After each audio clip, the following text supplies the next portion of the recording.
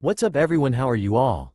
Today we are back with another blazing Naruto story. What if Naruto's friends abandoned him but the Akatsuki made him their leader? If you enjoy then please like, share and do comments. And also check the description to original creator of this beautiful creation. Somewhere in the land of lightning. Hey old pervert, wait up! Yelled Naruto as he called out to his sensei. Uzumaki Naruto was a boy of 15 years of age. He had blue eyes with spiky blonde hair and 3 whisker marks on each cheek. Wore a black and orange jumpsuit with a Konoha headband protector on his forehead. And right now was in a poor mood because of his old sensei. Said sensei was Jiraiya the Sannin. Jiraiya was a tall man with spiky white hair tied in a ponytail that reached to his waist, and had red lines that ran down from his eyes. He wore a green kimono that was covered by a red haori. He also used a forehead protector, but unlike his young apprentice, his forehead protector had the kanji for oil, instead of the leaf symbol from Konoha like it was traditionally used by their shinobi. I told you to keep quiet, you brat. And hurry up, we don't want to stay in the land of lightning for long, said the sage to his impatient companion, not slowing his pace despite the boy's protests. And would you at least tell me why are we here in the first place? You just left me alone like you always do to go around doing your research, and next thing I know you come back and tell me we need to go at once without explanation. The blonde had an exasperated scowl on his face as he tried to keep up with his teacher's hasty pace. And the only thing you told me was to shut up while we were in these lands. What is your deal, old man? Continued to pester the blonde. Jiraiya, now as equally annoyed as his student, gave a frustrated sigh. I told you to be quiet so we can pass through this region as discreetly as possible. But fine, since you won't do that anyway, I suppose I can tell you now. Seeing as Naruto had at least calmed enough to pay attention, he started explaining. I just got a new piece of information from my spy network that could be useful and we need to address it as soon as possible, explained the Sannin as patiently as he could, which at the current moment wasn't much. So, you mean when you leave me alone you actually do something else besides preying on poor unsuspecting girls to take notes for your dirty books? Naruto's look of surprised skepticism just served to rile Jiraiya up. Of course I do. I take my job as Konoha's spymaster very seriously. Naruto still looked unconvinced, however. This little expedition of ours is for your benefit, you ungrateful brat, explained Jiraiya with indignation. Now that seemed to strike a chord with Naruto, and in an instant, his impatience was replaced with excitement and curiosity. Really? And what would that be, aresu? A new jutsu? A new training method? The boy was almost bouncing on his heels at the prospect of learning a new technique. Something like that. I just got word from a trustworthy source of something that could boost your training. Did you know that the Hachibi Jinchuriki from Kumo has complete control over his Biju? Then the sage glanced at Naruto to see how the boy responded. The information left Naruto speechless and wide-eyed for a moment. Complete control of a Biju? Was that even possible? He could control up to 3 tails while barely keeping his sanity. For Naruto, full control of a Biju was something that seemed so out of reach. If Kumo's Jinchuriki could do that, he ought to be a truly formidable shinobi. Jiraiya, on his part, found Naruto's reaction to be amusing. Yeah, amazing isn't it? And my source told me that, apparently, the Hachibi Jinchuriki learned to master his Biju in a secluded island somewhere in the land of lightning. It seems that whatever is on that island was a key factor in learning to use the Hachibi. Naruto was in complete awe at the news. Could a secret method for controlling Biju truly exist? He didn't know what to think of it, it seemed too good to be true. However, it also filled him with hope. If he managed to control that kind of power, his dreams and goals could be within his reach. He could protect his precious people. He could have enough power to become Hokage, and he could take back Sasuke from Orochimaru's grasp. Do you really think I can do it, aresu? Said Naruto with doubt, but more than that, he was afraid. The last time he attempted to control more than 3 tails of the Kyuubi's chakra, he almost ended up killing Jiraiya. It's worth checking out, kid. If it helps you to control even 1 more tail it would still be worth it. Jiraiya's urgency, however, was that he was worried about Naruto's well-being. While he could say that the boy had improved amazingly in skills since he started his training trip, he was still nowhere near close to the strength he needed to take on a member of Akatsuki. They were strong. Having monsters such as Uchiha Itachi and Hoshigaki Kisame was a testament to that. If the rest of their members were even close to the power of those two, then they truly were fearsome. But the most worrying thing on his mind was that Kumo's Jinchuriki had complete control over his Biju and they still were planning on taking him on. Jiraiya himself couldn't think of a more dangerous thing than a fully realized Jinchuriki, and the Akatsuki were confident enough in the power of its members to hunt such a beast of a shinobi. If those were the kind of foes that Naruto was up against, then the boy simply had no hope of coming on top, not at his current level. He needed to find a way for Naruto to get strong fast, and he needed it now. He had considered trying to teach the boy Sage Mode, but he didn't know how long it would take. Typically completely mastering Sage Mode took years, and it didn't warrant that you would be adept at it. If he spent that time teaching Sage Mode to Naruto and the boy didn't master it, then all that time would have been a waste, and that was a time that could have been better spent trying to make him stronger to face the Akatsuki before they made their move. With Naruto pondering on his ability to control the Kyuubi, and with Jiraiya full of worry for his apprentice and godson, the walk quickly went silent.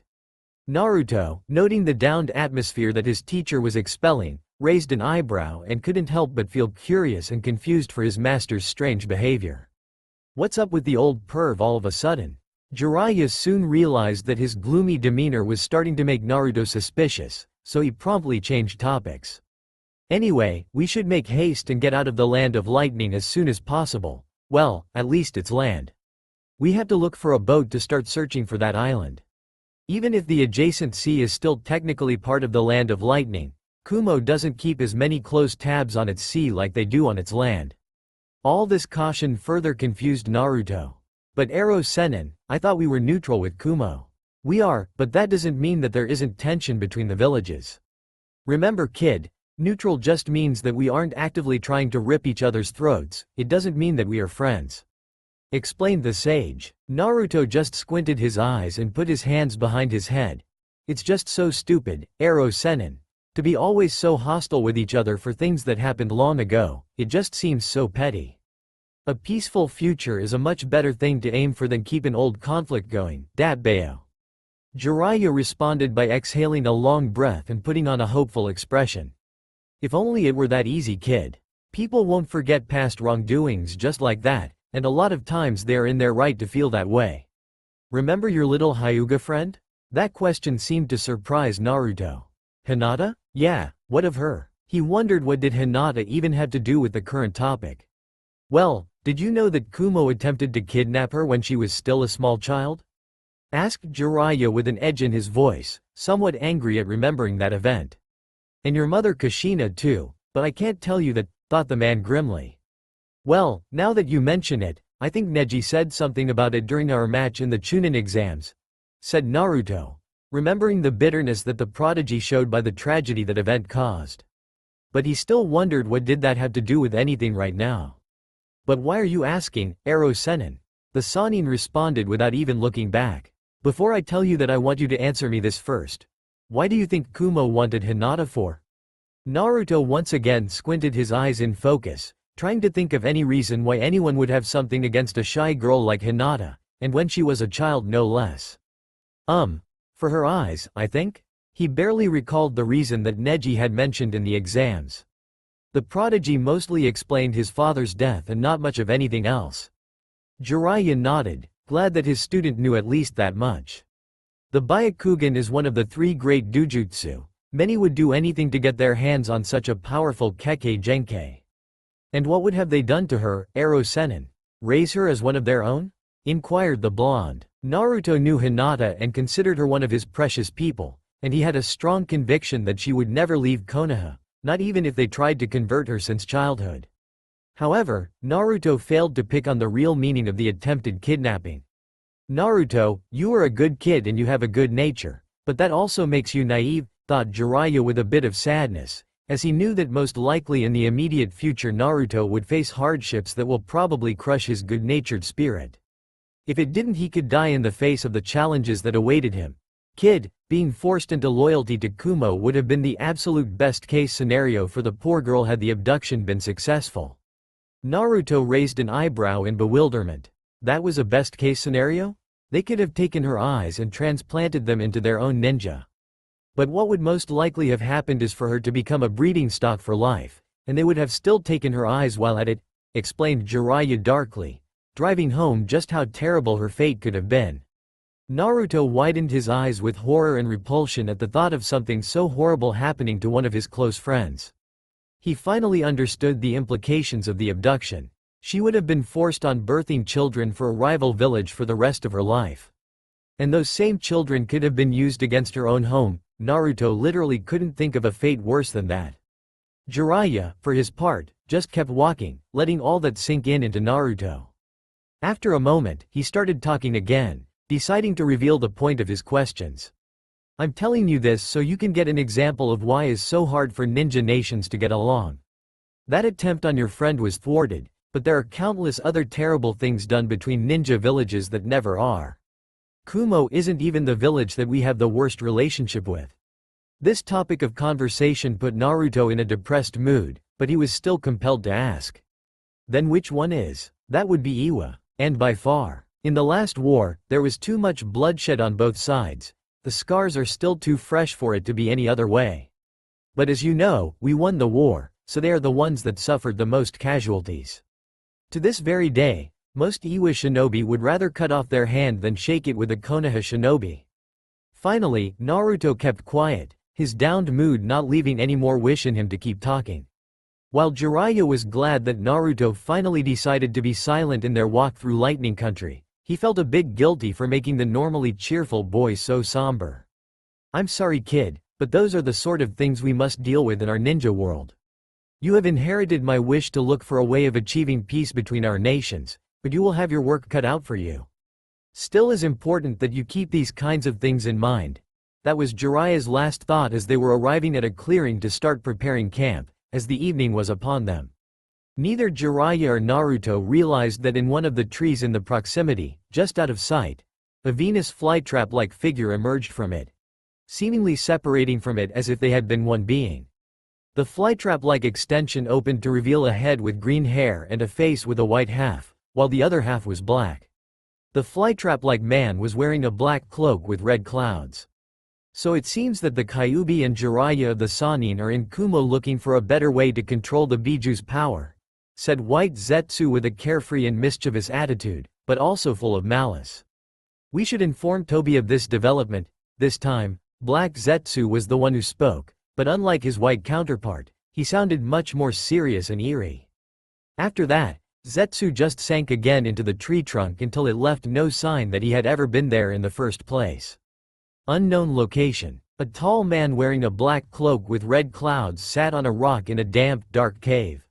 The dim light of the night sky filtering through the entrance barely made it possible to see the man's outline. The strange man had short, spiky black hair, and his face was covered by an orange mask with a spiral pattern that only left a hole for his right eye. He had his arm resting on his knee as he patiently waited for Zetsu to finish his briefing on the new intel regarding the Kyuubi.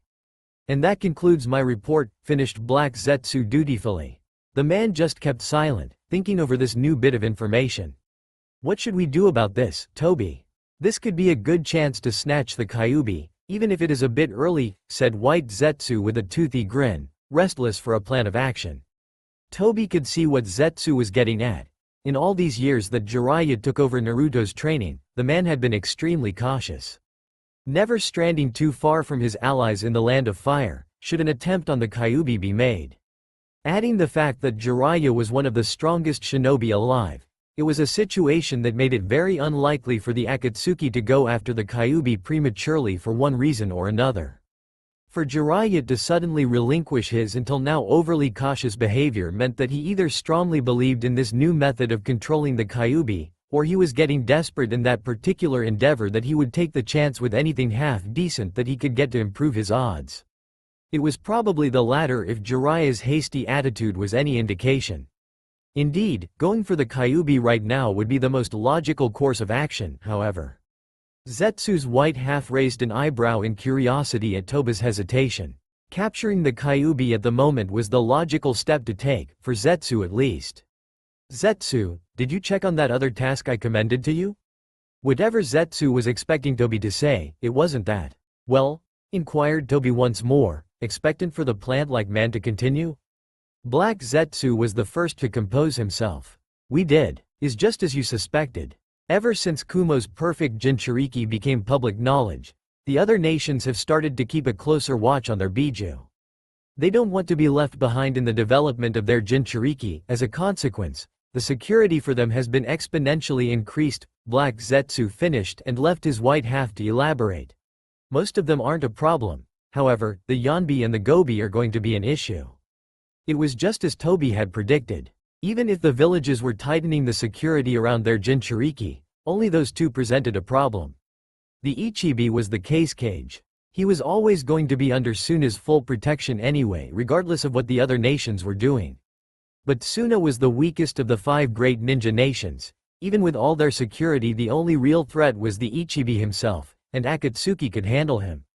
The Nibi and the Hachibi weren't nearly as closely watched, as Kumo was arrogant in their current position of having a fully realized Jinchuriki to feel as if they were invincible. They could attack while they were careless and capture them both and quickly escape before Kumo had any chance to retaliate. The Sanbi's current whereabouts were unknown to Kiri, and their only remaining Jinchuriki defected, preferring to live in solitude as a missing nin. Taki was attempting to protect the Nanabi, but they were a minor village and pathetically weak to boot. A single Akatsuki member would be enough to wipe out the entirety of Taki without even breaking a sweat, even with their hero's water. However, the Yanbi and the Gobi were a different matter. Iwa had them under tight watch, and Iwagakure wasn't weak like Suna and Taki. Unlike Kiri, they still had both their Jinchuriki, and they weren't being careless in their confidence like Kumo. Even getting close to either of the Jinchuriki would quickly bring the whole of Iwa's might on them. Even the Akatsuki would have trouble fighting 2 seasoned Jinchuriki supported with an entire powerful ninja village that had the most experienced kage in all the elemental nations all at the same time. The most effective way of handling that situation was to find a way to isolate each Jinchuriki and cut off the chance of them getting help from their village or fellow Jinchuriki. Even if the Kyuubi was an easy pick right now, Toby first wanted to think over the entire situation before making a move.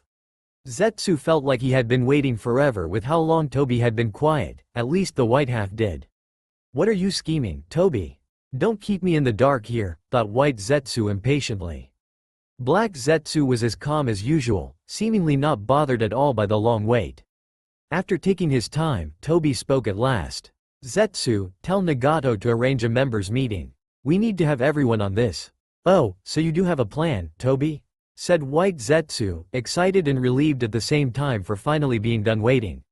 Indeed, I may have a way for one situation to deal with the other, and with that.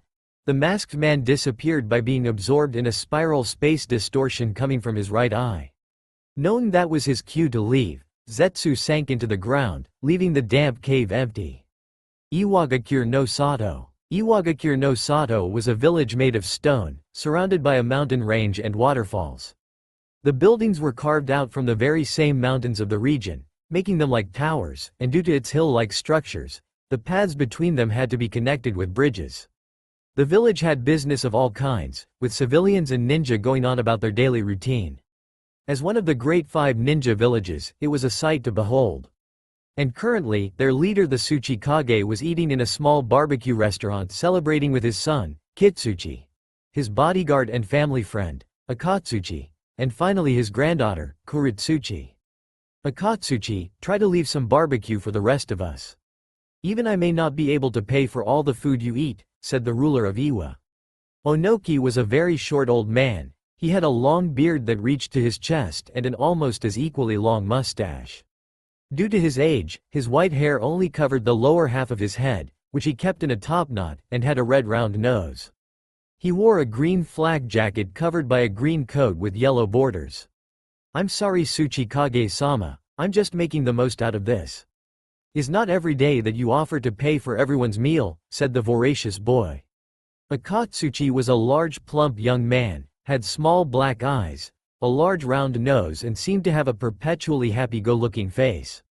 He was wearing the standard Iwa uniform, which consisted of red clothes covered by a brown flak jacket, but he also wore a red bandana over his head that had the metal plate of a forehead protector, and he kept a yellow scarf wrapped around his neck. Well, this is a special occasion after all. Kuritsuchi has been waiting a long time for her Junin promotion. Kitsuchi was a tall man. He had dark eyes, a big nose and graying hair and a beard. He was also wearing the standard red uniform of Iwa with brown flak jacket, and like Akatsuki, over his head he also wore a red bandana with Iwa's forehead protector insignia. "Took you long enough to promote me, Gramps. You know damn well I'm one of the best shinobi in the village," said Kuritsuchi smugly. She was a young woman of 17, almost 18 years of age. She was wearing the standard red Iwa uniform with brown flak jacket and forehead protector. However, her right sleeve was missing, and wore black gloves on her hands. She also had a red skirt that showed her fishnet-covered legs. She had pale skin and short black hair framing her face, but her most notable feature was her pupil-less pink eyes. "Your head is hard as stone and your ego is too big for your own good. I first wanted to make sure that your judgment was fit for a Junin," said Onoki in a matter-of-fact manner. While it was true that she was one of their most skilled ninjas, and probably their best kunoichi, and at only 17 years of age at that, she could be very overconfident, brash, and a bit immature at times, but there was no denying that she was a prodigy. There were even talks among the populace that she was well on her way to be the best option for Tsuchikage once Onoki retired. Kuritsuchi just dismissed her grandfather's claim, waving her hand with a carefree smile. Yeah, just you wait, old man, I'm gonna take your job before you know it. I'm just getting started by becoming Junin. In fact, I bet I could beat most Junin in Iwa." "You just proved his point," Kuritsuchi thought Akatsuki with a sweat drop on his head and a deadpan expression. Onoki huffed in indignation at Kuritsuchi's careless attitude. "That's exactly why I didn't want to promote you just yet. If you keep acting like that you will never be Tsuchikage. Though, you can't deny Pops, that Kuritsuchi is strong for her age. If her skills keep growing at the rate they have been, before long she just might become our best candidate for Tsuchikage," remarked Kitsuchi. "Not you too, Kitsuchi. Don't go encouraging her behavior," said Onoki, exasperated at his son. Akatsuki just laughed at their antics and Kuritsuchi soon joined him. "Anyway, we are here to celebrate, and I would like to make a toast for Kuritsuchi's progress," said Kitsuchi, now standing up. "May she continue making us and Iwagakure proud," he said while lifting his cup. For Kuritsuchi, echoed Akatsuki and Onoki. And even some of the other clients joined in, also proud of the Tsuchikage's honorable granddaughter. Later that day, Kuritsuchi sat on her bed as the late afternoon sunlight came through her window. She had a sad look in her eyes while she looked at a picture frame in her hands. The picture was that of a woman that looked strikingly similar to Kuritsuchi. In fact, if it hadn't been for her long hair and her more mature look, she could have been a carbon copy of Kuritsuchi. In the picture, she had a serene but joyful smile while she gazed at a small bundle in her arms that could only be a baby. The tomboy just kept stroking her fingers on the borders of the frame, wondering what would her mother say if she could see how far she had come in her shinobi career. "I got promoted, Mom. Junin, just the same as you," she sorrowfully tough with a sad smile as she kept staring longingly at the image of her mother. "Wherever you are, I hope you are watching me. On my honor, I swear I'll make you proud," thought the girl with sadness. "She always knew you were going to be a splendid kunoichi." Kitsuchi's words momentarily startled Kuritsuchi. She had been so immersed in her thoughts that she failed to notice her father in the doorway. "Dad, I didn't know you were there. I was just." Flustered, she quickly put the photograph on her nightstand. She hated when others saw her moments of vulnerability, even if it was her dad. "There is no need to feel embarrassed. Missing the people important to you is not a weakness. I myself think about her every day," said Kitsuchi with a faraway look in his eyes while he leaned on the wall. Kuritsuchi didn't know if "missed" was the right word to use. To miss someone you had to remember the person. She had been too young, barely a year old, when her mother died, that she couldn't recall her. If it weren't for her photograph, she wouldn't even know what she looked like.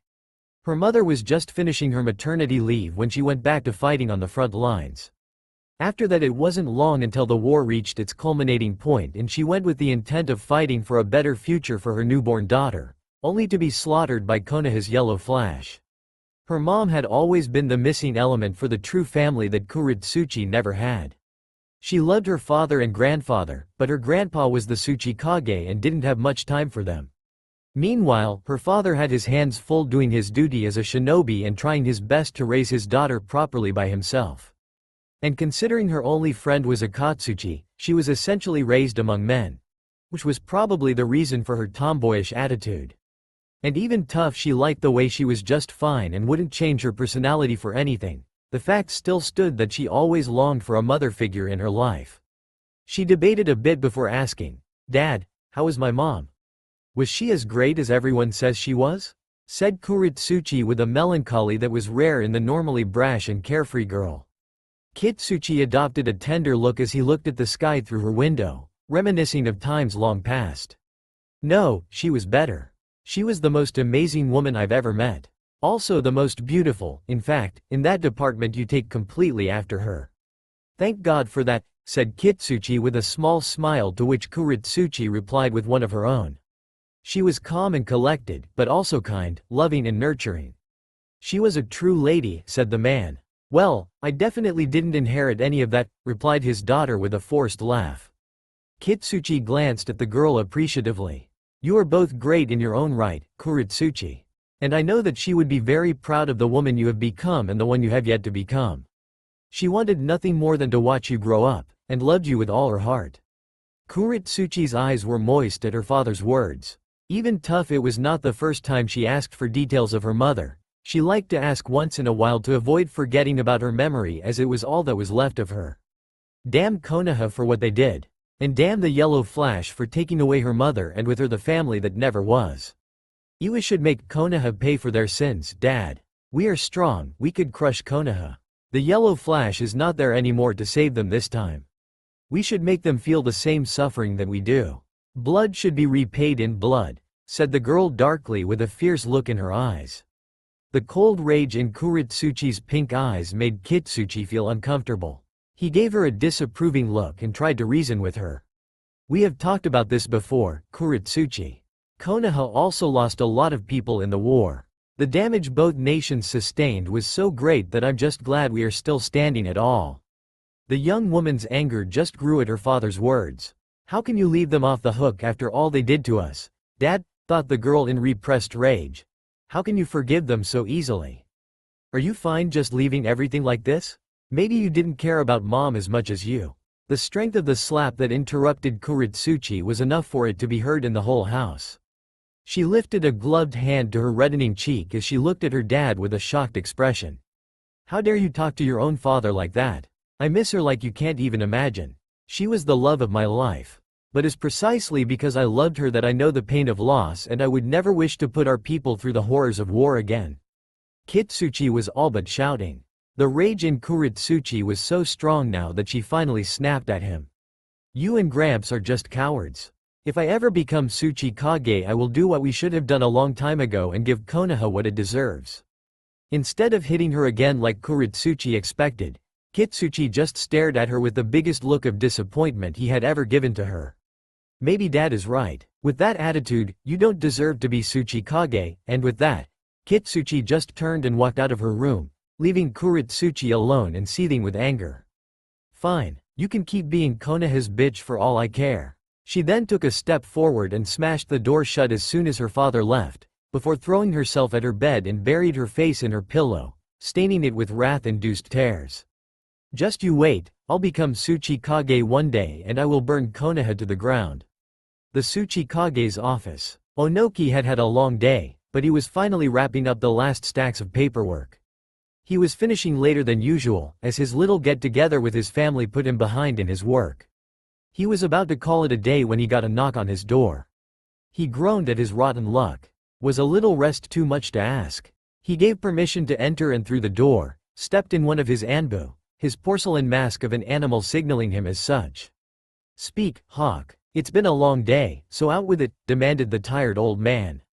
The Anbu got on one knee and lowered his head as a sign of respect to his leader. "Forgive my late intrusion, Tsuchikage-sama, but I have urgent news for your ears only."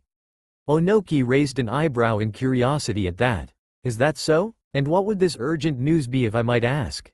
"Our spies reported that Jiraiya of the Sannin is heading deep into the land of lightning along with his pupil," reported the Anbu in a monotone voice. The Tsuchikage looked unimpressed and at the border of exasperation. I failed to see what is so urgent about it. I don't care what Jiraiya does, and he is in the land of lightning, let Kumo deal with it. It's not our problem. What is important to note is his apprentice. He is training the Kyuubi Jinchuriki, continued the Anbu. Now, that got Onoki's attention. The Kyuubi you say? I see, thought Onoki, understanding what it meant. It was a biju for the taking. If they captured the Jinchuriki, extracted his biju and sealed it in one of their own ninja, they would not only reduce Konoha's military might, but Iwa would become the only village in all the elemental nations to have 3 biju. Even Kumo would have to be wary of them, perfect Jinchuriki or not. It was a golden opportunity and the idea was appealing, however. I see where you are coming from. But he is being guarded by Jiraiya of the Sannin, and he is no pushover. The amount of men we risk by sending them against Jiraiya is too high. And that is without taking into account that we would be trespassing into Kumo's territory. Should we fail, we risk starting a war with 2 other nations while throwing away military assets, explained Onoki. There is another detail and is perhaps the most important. Our spies have managed to find out that the boy not only is the Kyuubi Jinchuriki, but also the only child of Konoha's Yellow Flash himself, continued the Anbu in the same even voice. The Tsuchikage's eyes bulged out of his head at the news and got up on his chair with a single jump. What did you say? The Yellow Flash's son? Are you sure about this? Asked the old man with urgency. The Anbu stood up and pulled an envelope out of his flak jacket and handed it to him. That is a picture of the boy, the resemblance is uncanny. The Tsuchikage hastily grabbed the envelope and pulled out the photograph. He stared wide-eyed and agape at what he was seeing. It's like seeing a ghost. He is practically identical to the Yellow Flash. If that wasn't enough, we also found out that he was born 15 years ago, on October 10th. The same day the Kyuubi attacked Konoha. Now Onoki had no doubt in his mind that he was the Yellow Flash's son. Jinchuriki were typically picked from the Kage's family to more easily ensure their loyalty. What a better host than the Yellow Flash's newborn child. Do you know anything about the boy's abilities? It is to our knowledge that he possesses the summoning contract with the Toads, and already mastered the Yellow Flash's original jutsu, the Rasengan. Jiraiya was the one who trained the Yellow Flash. After all, it is to be expected that he would want the man's son to follow in his footsteps. The diminutive Tsuchikage had a scowl on his face and was grinding his teeth at what could be the second coming of Konoha's Yellow Flash. The same man that almost single-handedly turned the last war in Konoha's favor. The very same man that killed 1,000 Iwa shinobi in a single battle. Among those casualties was Kitsuchi's late wife. Onoki had heard enough, now he had a choice to make. Good job for bringing this to me. You are dismissed. The Anbu gave a bow to his leader and exited the office, leaving the Tsuchikage to his thoughts. Onoki had already forgotten about his previous tiredness and knew he wouldn't be getting any sleep that night, as he had a lot to consider. Mountain range of Iwagakure. Outside of Iwagakure and just far enough to avoid the village patrols, 2 men waited. They both wore black cloaks with red clouds and were using conical straw hats. However, one was a hunched figure that you could only see the upper half of his face as his lower half was covered with a piece of cloth. He also had what appeared to be a long, metallic scorpion-like tail that came out of the back of his robe. The other figure was a young blonde man with long hair that he kept in a high ponytail, and had a long bang hanging over his left eye.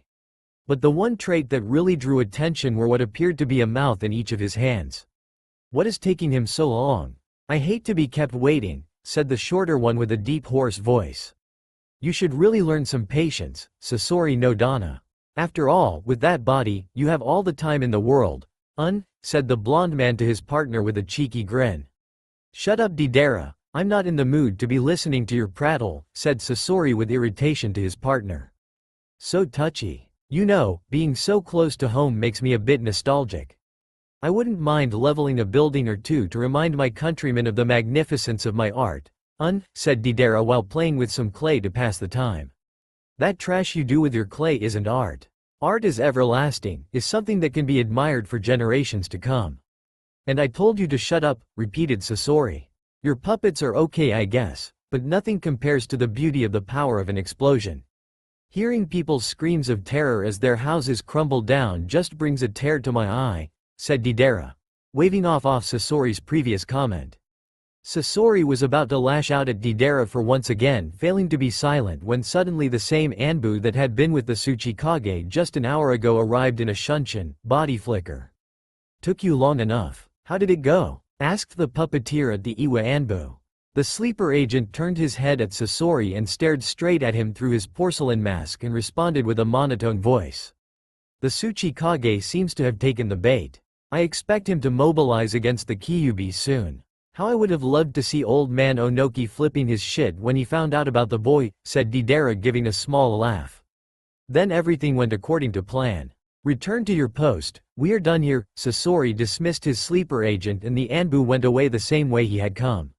Now all that is left to do is wait for the perfect moment.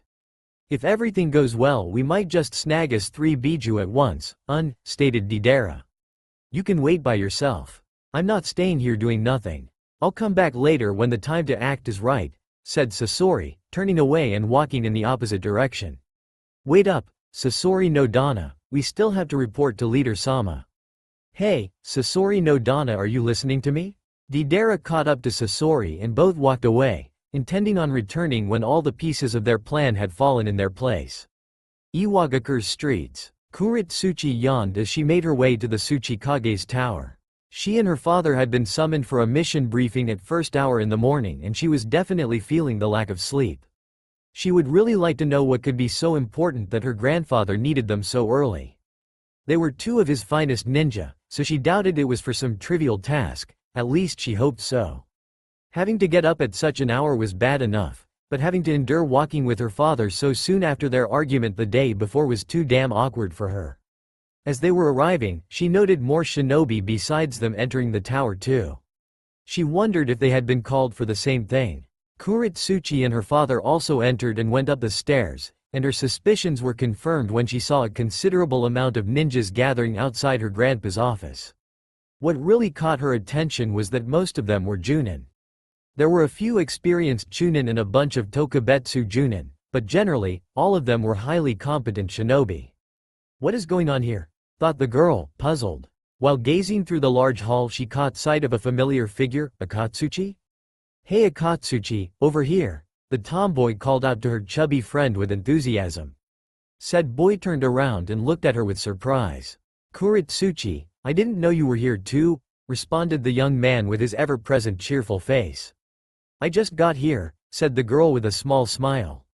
"And speaking about it, do you have any idea of what's this all about?"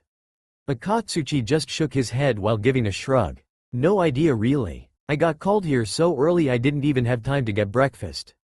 The young prodigy gave a sigh and turned her head to look in contemplation at the rest of the ninja gathered. "Same on my end. I wonder what's gotten into the old man. There are too many high-ranked shinobi in here." Akatsuki frowned in worry. "I just hope nothing bad has happened." Kuritsuchi could only agree with him. After a considerable amount of ninja arrived, they were called into the room. When they entered they could barely fit into the Tsuchikage's office even though it was relatively big. After Kuritsuchi managed to find a spot for herself between Akatsuki and her father, she saw her grandpa floating over his desk with his gravity jutsu. He was wearing his brown Tsuchikage hat with the kanji for Earth, and had a stern and serious face, which only reinforced her suspicion that whatever was happening was something big. Onoki scanned the room, looking briefly at every one of the ninjas present. After confirming everyone's attendance he gave a curt nod to his secretary, who then proceeded to close the door behind her as she left. The small man cleared his throat and went straight to the point. "I know you are wondering why I summoned you here. And that is because it has recently come to my attention that Jiraiya of the Sannin has been training the Kyuubi Jinchuriki, and has currently entered the Land of Lightning for reasons still unknown." Most of the shinobi in the room had looks of confusion at the news, not understanding why that information was relevant. But Kitsuchi and a few of the more experienced junin started to catch up with their leader's intentions. "Oh no dad, you wouldn't," thought Kitsuchi, fearing where this was going. The Tsuchikage continued, not caring for their reaction. "This leaves Konoha's Biju the most vulnerable it has ever been. Your mission is to track down Jiraiya and his apprentice and retrieve the Jinchuriki. Do what you will with Jiraiya, but the boy has to be brought back alive to extract the Kyuubi." Due to the delicate political nature of this mission, along with Jiraiya's strength and the threat of a Jinchuriki, This mission is classed as S rank. A collective gasp was heard at the details of the task at hand. Having to face a Sannin and a Jinchuriki, while at the same time risking starting an open war with another nation was something to be nervous about, even if it was at Konoha's expense. Kuretsuchi on her part couldn't have a wider grin. Her first S-rank mission. And a chance so to take Konoha down a peg or two? She was as ready as she could be. Onoki was just about to wrap up the briefing. You will meet at the village gates in an hour. Aside from all of you, I have recalled some of the Anbu with low-priority missions to help you. Their skill is more required at the moment. Kitsuchi will be the commander of this force. If there are no questions, you are all dismissed, finished the cage and waited for them to either go or voice a concern. Everyone started leaving, except for Kitsuchi, who stayed behind staring at his dad in silence until it was only father and son in the room. Onoki turned to look at his son with a raised eyebrow. It's something the matter, Kitsuchi? Kitsuchi's face turned into a look of incredulity at his father's words. You ask what's the matter? This mission a mistake, that's the matter. You are risking starting a war when after all these years recovering from the third war we are finally at our former strength. And you are risking throwing away all that progress just for a single biju. The small man narrowed his eyes at Kitsuchi's tone. This is a good opportunity for Iwagakure. If we succeed, we could become the strongest village in the elemental nations by the mere fact of possessing 3 biju. His son couldn't accept his reasons. I can see that, but the risk is too great, is not worth it. I know you, Dad. I know that there has to be more to it than that. What are you not telling us? Demanded Kitsuchi. The Tsuchikage frowned, deep in thought. Should I tell Kitsuchi? He's smart, I may be able to trust that he won't do anything stupid, concluded the small man. Close the door, he said plainly. His son got curious about his sudden change in attitude, but he complied nonetheless. When they sensed that no one was around anymore and the door was closed, the Tsuchikage started speaking again. What I'm about to tell you doesn't leave this room.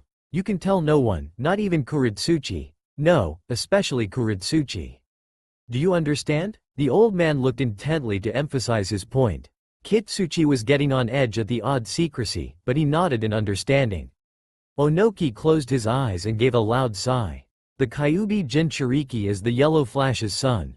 Kitsuchi adopted a bewildered look, showing his reluctance to believe it. That can't be. The Yellow Flash's son? Are you totally sure about this? His father nodded and raised his hand. He was holding a picture of a blonde boy. I have received good intel on him, along with this picture. Kitsuchi looked over the photograph and widened his eyes in surprise. He looks exactly like that man. How are we just learning about this? And that's not all. It seems that Jiraiya has been training him in his father's techniques. If we don't act now, in a few more years Konoha might have the next Yellow Flash that also happens to be the Jinchuriki of the Kyuubi. The Yellow Flash was bad enough. Imagine how the war would have been if that man had had the strongest of biju boosting his already lethal skills, explained the small cage, displeased at remembering their bitter defeat at the hands of that man. Kitsuchi was silent in shock, and suddenly he realized why his father couldn't reveal this in the meeting. We need the boy alive if we are to extract the Kyuubi, and the hate for his father is too great in the hearts of Iwa shinobi. Had they known who the boy was, they wouldn't even concern themselves with keeping the Jinchuriki alive. He knew that if Kuretsuchi found out, she would go at the Jinchuriki with the only intent to gut the boy and watch him die a slow death.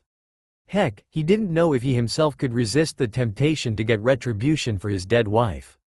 That boy was the Yellow Flash's flesh and blood, after all. Making him pay for his pain would be the closest thing he could get to justice.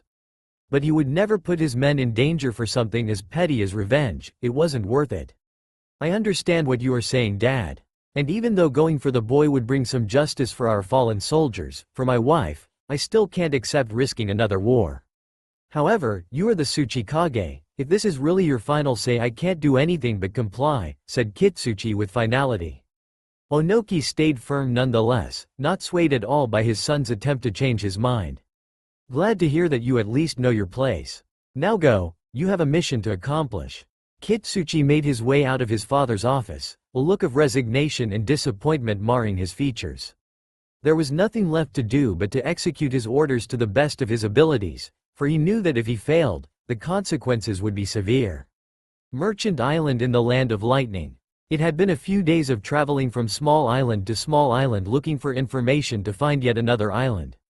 Naruto was getting tired of going around asking people in all these villages only to find dead ends, and on top of all that, they had to constantly keep a low profile while at it to avoid catching the eye of Kumo ninja.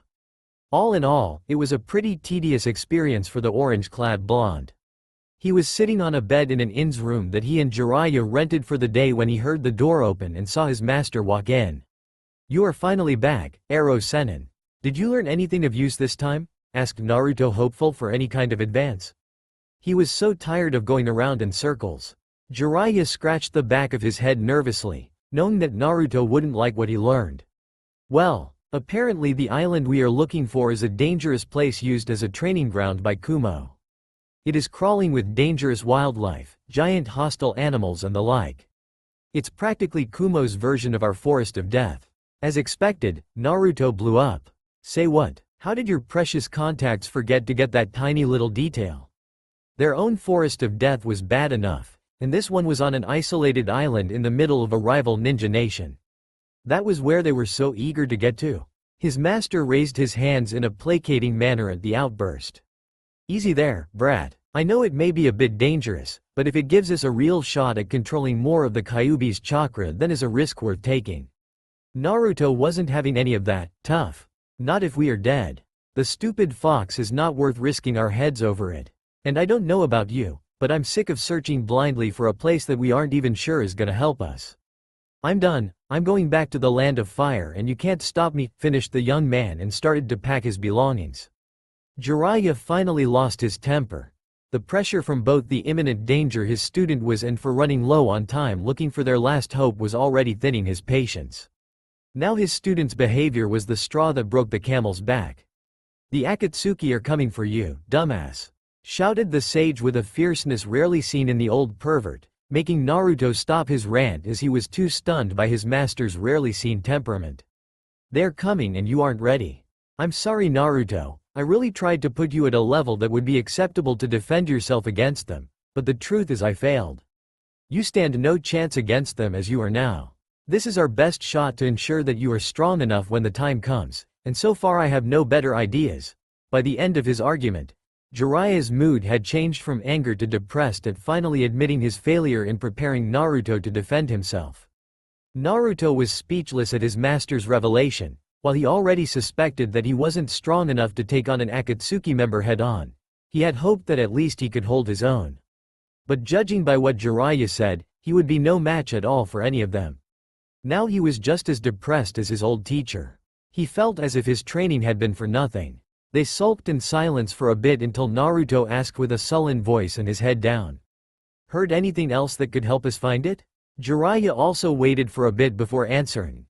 "The island is on top of the shell of a giant turtle. That is why it's so hard to find." "Let's just go," mumbled Naruto with resignation. And so with their spirits down, they were off to continue their search for the elusive island. Now both of them hoped more than ever that whatever was in there would be able to help them, as it was their last hope for their training trip.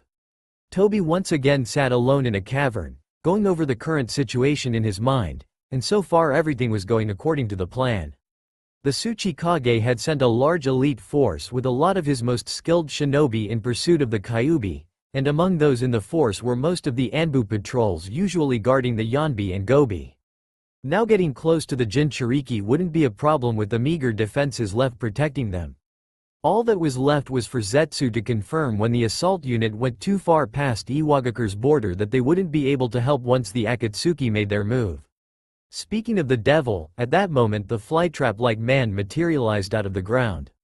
He turned to Toby, ready to inform his leader of the development of their scheme. The force hunting the Kyuubi is already on the seas of the Land of Lightning giving chase to the Jinchuriki. At this point, even if they were to turn around and come back, they would not get here in time to save the Yanbi and Gobi, reported Black Zetsu in his deep monotone voice like always. That was what Toby had been waiting for. It was the moment to start making their move. Now is the time. Inform the others to be ready to act. But have them wait for our signal. The attack has to be a coordinated effort if we want to capture both Jinchuriki at the same time. Will do, Toby. They are already on standby. Some of them are restless to start, said White Zetsu with his usual cheery disposition before submerging himself and his black half on the ground after just arriving. Toby stood up, ready to leave too. Even if he wasn't part of the operation, he still wanted to see the performance of the Akatsuki members, albeit at a safe distance of course, as it still wasn't the moment to reveal himself to the world. Sea of the Land of Lightning. The cold breeze of the foggy night could be felt on the ship, but Kitsuchi didn't even pay attention to the uncomfortable weather. A lot was at stake on their success to pay any mind to it.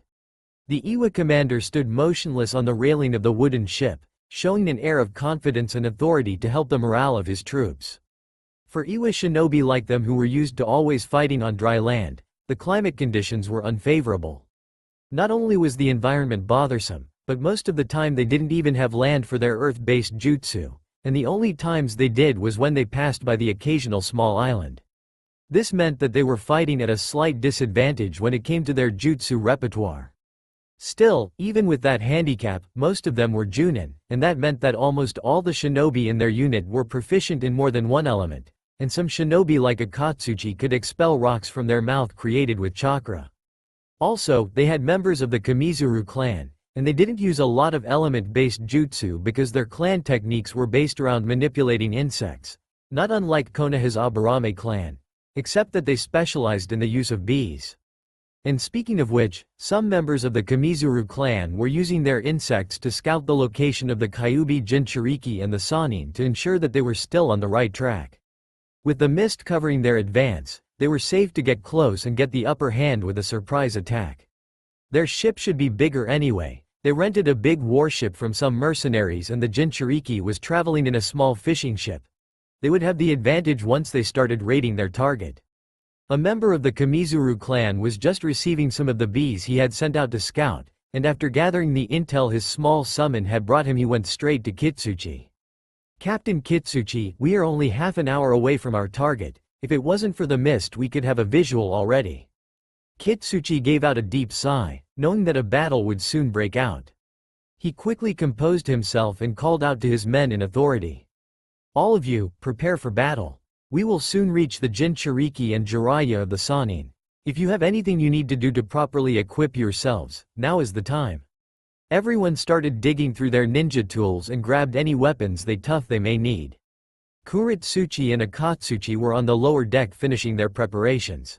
Akatsuki was nervous about the mission. He had never been against a foe such as Jiraiya, and the prospect of fighting the Sannin wasn't too appealing for the plump boy, so he tried to relieve some tension with small chat. "What do you think of this, Kuretsuchi? Aren't you a bit tense, or scared for that matter?" The tomboy turned to look at her friend with an excited grin. "Scared? Not a chance. This is the biggest mission I have ever gotten, and if we succeed we will deliver a fatal blow to Konoha. Besides, we have a large force of strong shinobi with us. Even just you, me, and Dad would be a force to be reckoned. With these many people here there is no way we can fail. And on top of that our targets are an old man and an inexperienced Jinchuriki. How hard can it be to beat them with our forces?" said the girl with the confidence she was known for. Even with his friend's reassurance, Akatsuki didn't feel any less nervous. "I hope you are right, Kuretsuchi. The Sannin are supposed to be some of the strongest shinobi in the world. And we are always told to be wary of Jinchuriki regardless of their experience." The girl gave an unconcerned huff. "We'll be fine, you worry too much, Akatsuki," said the girl as she finished strapping her sword to her waist. Akatsuki decided to drop the subject, knowing that he obviously wasn't convincing his friend about the dangers of the mission. He instead focused on something else that caught his attention. "By the way, Kuretsuchi, that's not your usual sword, is it?" "I have never seen it before," he said, pointing at the sword on her hip. It looked like it had seen some use as the handle was worn out even if it still seemed solid. Kuretsuchi put a gloved hand on the handle and took the weapon out of the scabbard. "Oh, this. Yeah, this was my mother's. I had it stored away. I didn't want to use it until I became Junin and was skilled enough to honor her memory," she explained while examining the blade with a tender look as the blade showed the reflection of her pink eyes. Akatsuki looked at her with a kind look, imagining how much the blade had to mean to the girl. "Don't worry about a thing, you are a great kunoichi. I'm sure you will have no problem honoring her memory." Kuretsuchi put away the weapon and coughed in her hand, knowing that she probably showed more vulnerability than she intended. Well, that's enough of that. This is not the time to be getting mushy. Come on, we are just about to engage the Konoha bastards. We can't be down here when that happens, she said as she started going up the stairs to the upper deck. Akatsuki went after her and soon joined everyone, with his worry returning at remembering the upcoming fight. Naruto shivered at the cold air. He was getting tired of this weather. He hadn't seen so much mist since his fight with Zabuza, and he couldn't say that he had missed it. Aresu, are you sure that the giant turtle was around here? It's cold as hell out here and I can't see a damn thing, said Naruto before sneezing loudly. Jiraiya was leaning on the railing, trying in vain to spot anything around them using the small telescope that he usually used to peep at girls with. You heard the old man that lent us this ship. He said that he saw an immense island around these parts that seems to come and go as it pleases. If that's not an island on a turtle, I don't know what else could explain that. Unless it's a haunted island or something. Naruto bleached at his master's words. Haunted island? Like with ghosts and stuff?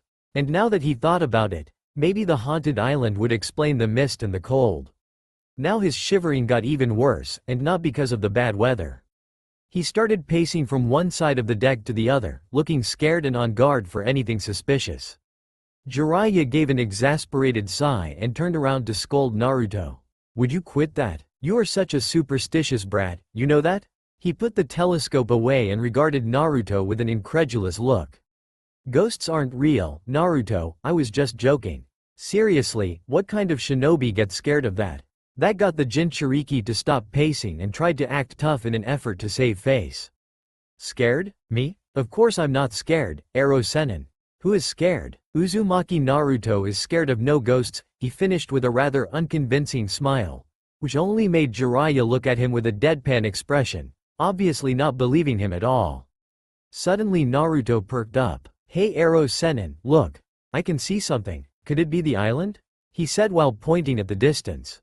The Sannin got a curious look and glanced over where Naruto was pointing it, and he could indeed see a silhouette through the mist. However, it wasn't big enough to be what they were looking for, but it was still rather big, but that was probably because whatever it was close. Soon the silhouette revealed itself to be a large ship, at least 10 times the size of their own. Jiraiya narrowed his eyes in suspicion at the ship's abrupt appearance. They both stared at it for a moment before they heard the ship's crew yell. Charge! Get those Konoha scum! Suddenly a large squad of Iwa shinobi started raiding Jiraiya and Naruto's ship. Jiraiya widened his eyes in alarm at the unprovoked attack. Oh hell no! Naruto, prepare to fight, this is an ambush! Yelled the old master at his pupil. Naruto looked equally as shocked before snapping himself out of it and formed a single-hand seal for his favorite technique. Taju Kage Bunshin no Jutsu, multiple shadow clone technique. In an instant, their small ship was bursting with copies of Naruto. The doppelgangers charged with a battle cry, clashing with their enemies mid-air and matching their numbers. Soon Jiraiya joined the fray along with Iwa's strongest members of their unit, and the sea became a battlefield. Iwagakure no Sato. Onoki was restless knowing the delicate mission that he had entrusted his son and granddaughter could put Iwa in a terrible position should it go awry. It made his nerves eat him from the inside. He didn't even care about his stacking paperwork for his mind was so clouded with worry over the success of such a delicate task. He only hoped that Kitsuchi's fears didn't come true. Suddenly one of his chunin entered through his door with urgency. Tsuchikage-sama, there's an emergency, you should come immediately. The young man was so worked up that he didn't care to ask for permission to enter.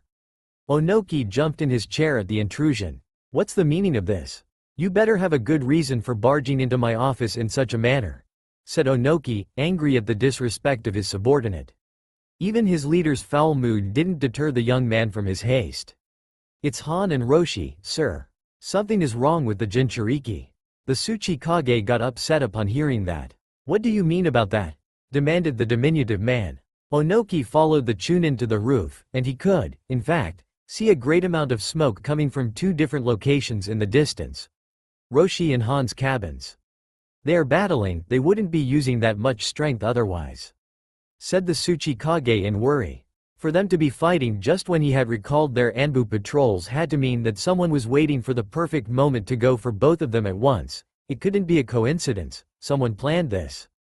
Call all the available shinobi we have. We need to protect the Yanbi and Gobi. I'll be personally going to help Roshi, you and the rest help Han, said the Tsuchikage in a hurry to the young man. Before the man could reply, Onoki noticed two small white clay spiders crawling on both sides of the shinobi and widened his eyes, recognizing that particular jutsu. The small man floated away with his gravity jutsu just as the small arachnids detonated on the Chunin he had just been talking to. The resulting explosion was big enough to blow a good part of the roof they were standing on, and the only sign that the young man had been there was a shower of blood and gore. Onoki looked with shock at what just a second ago had been one of his shinobi. "Long time no see, old man.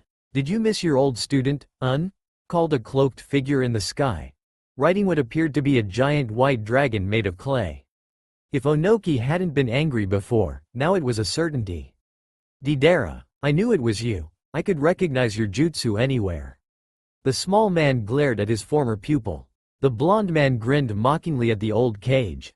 "And here I thought that you would be happier to see me. I was in the neighborhood and decided to take a moment of my time to visit my old home.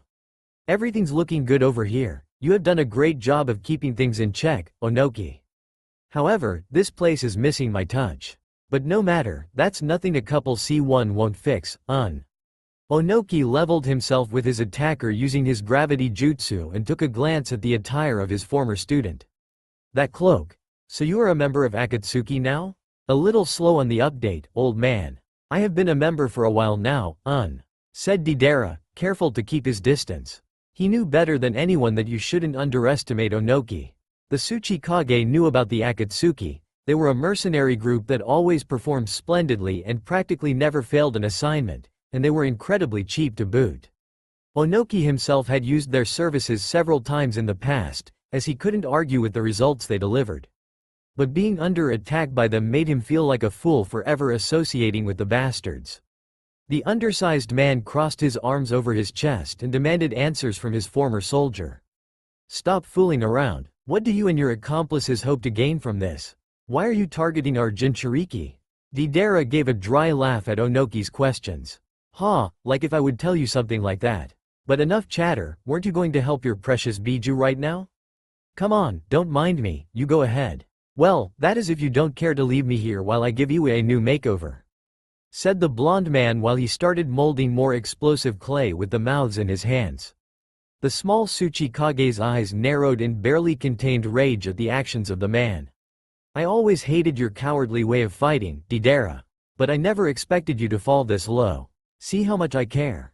Try to keep up, old-timer, And so Deidara gave a sharp flip on his dragon and quickly started circling Iwagakure, all while dropping his bombs on civilians and ninja alike, their screams of terror and agony filling the air. "I'll have your head for this, Deidara," yelled a now vivid Onoki, and started giving chase to the mad bomber, maneuvering through mountains and buildings as the self-proclaimed artist continued to bomb the city. "Take this, you fucking traitor. Jinten. Genkei Hikari no Jutsu. Dust release." Detachment of the primitive world technique, a small conical light started forming between the old cage's hands, before expanding in a straight and large beam of light going directly for the terrorist. Deidara halted brusquely the advance of his giant clay dragon, barely dodging the beam. Relief washed over him at avoiding such a deadly jutsu. As the Tsuchikage's former student, he knew that technique destroyed at a molecular level. If he was hit by that, there was no chance of surviving. Damn, that was a close call. Way too close for comfort. I think I really pissed off the old man this time, He didn't plan to stick around for long anyway. He just needed to buy some time for Sasori, Kakuzu and Hidan so they could finish capturing the Yanbi and Gobi. Thanks to the missing patrols usually guarding the Bijus, they were discovered only after they were halfway done with their fights, but they still needed just a small distraction to avoid any risk of anyone getting there in time to save the Jinchuriki or give chase once they got them. And that task had fallen onto Deidara, as he had the best mobility out of all of them, and was also the most slippery. He just needed to keep Onoki and the rest of Iwa busy for a short while. But at least as long as he stayed in the skies, the rest of the Iwa ninja couldn't do anything but defend themselves from his explosives. Onoki knew that Deidara was stalling for his comrades, But he couldn't leave Iwagakure unprotected to the assault of the crazy blonde. If he had to choose to save his village or his Jinchuriki, he would choose his village 1,000 times over. You'll regret ever showing your face here again. The next one won't miss. Deidara clicked his tongue in worry. If he kept running away he would eventually be caught, so it was time to start defending himself. Don't think you can't take me on so easily, you old bat.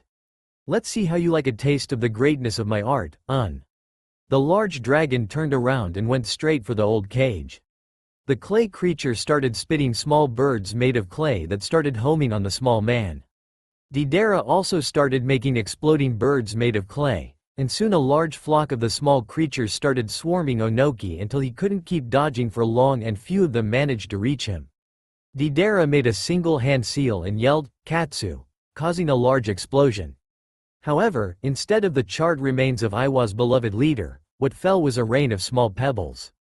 A rock clone. Where did he go? While looking around for any sign of the Tsuchikage he caught sight of a bright light coming from down below. He widened his eyes and quickly did a barrel roll, but was just a bit too slow and the next Jinten beam obliterated the left side of his dragon, along with his arm. The mad bomber started a free fall while yelling bloody murder due to his missing limb, but he quickly got his bearings and made a large bird of clay with his remaining arm holding onto it. He couldn't afford to get to the ground or he would get ganged up on by all the Iwa forces. Screw this. This is long enough, I'm getting out of here. Deidara started gaining altitude for his next and final jutsu, pulling out a small clay statue that had an open mouth and wing-like arms wrapped around it. I'll make you pay for taking my arm, old man. Or rather, your precious village will. I have a special gift just for you. My C3 will make a burning crater out of Iwa because art is an explosion. The Akatsuki member proceeded to drop the statue over the village, and as soon as he did, the statue became huge and extended its arms as it continued its free fall. Onoki looked in horror at the large figure. Fearing for the safety of his people he used the Jinten once more and fired it at the statue, tearing a huge chunk of it. However, the rest of the statue detonated soon after and the inferno that enveloped the sky could be seen for kilometers. Once the explosion died off, the old Tsuchikage took to the air once more to evaluate the damage done. He managed to trigger the explosion high enough that the radius of it damaged only the taller buildings, but still the shockwave was so strong that most of the surrounding structures got big parts of them blown off. And adding the rest of the C1 bombs Deidara had been using, there was virtually no building in Iwa that hadn't received some sort of damage. And speaking of the mad bomber, there were no signs of him anywhere. Obviously, he used the last jutsu as a distraction to cover his retreat. Onoki's ire was palpable. He had been unable to protect his Jinchuriki, his village, and his people. He continued to watch the damage done when one of his Anbu reached the roof of the building he was floating over. Tsuchikage-sama, we suffered heavy casualties in the center and west side of the village, and we still don't know the status of the Jinchuriki. Your orders, sir? Asked the masked shinobi, anxious for the answer of his leader. Gather all the able shinobi you can find and look for wounded. Forget the Jinchuriki, we must have lost them by now. Attending the injuries of our people is more important at the moment, said the diminutive man in resigned anger, knowing that they lost and the enemy had gotten what they wanted. The hatred in the man's eyes could have chilled to the bone anyone that met his gaze. Akatsuki, I'll paint the streets red with the blood of your members, that I promise you. Sea of the Land of Lightning. The ocean was littered with the remains of what used to be a fishing boat, and there was the occasional Iwa corpse here and there. Even the warship that Iwa had used was in a poor condition by the ferocity of the skirmish. The only thing keeping the battle even was Jiraiya's prowess and the sheer number of Kyuubi-enhanced clones that Naruto could make, and even then, the two Konoha shinobi were starting to be overwhelmed, having had more than a few close shaves.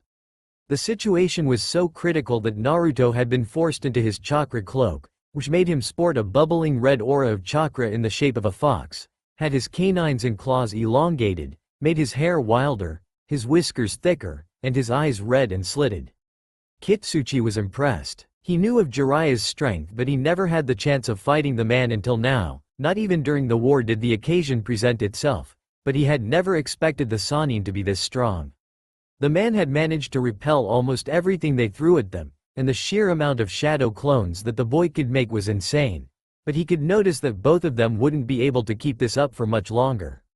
Even if the Kyuubi Jinchuriki seemed to have almost unlimited chakra, Jiraiya did not. It was only a matter of time until he dried himself out.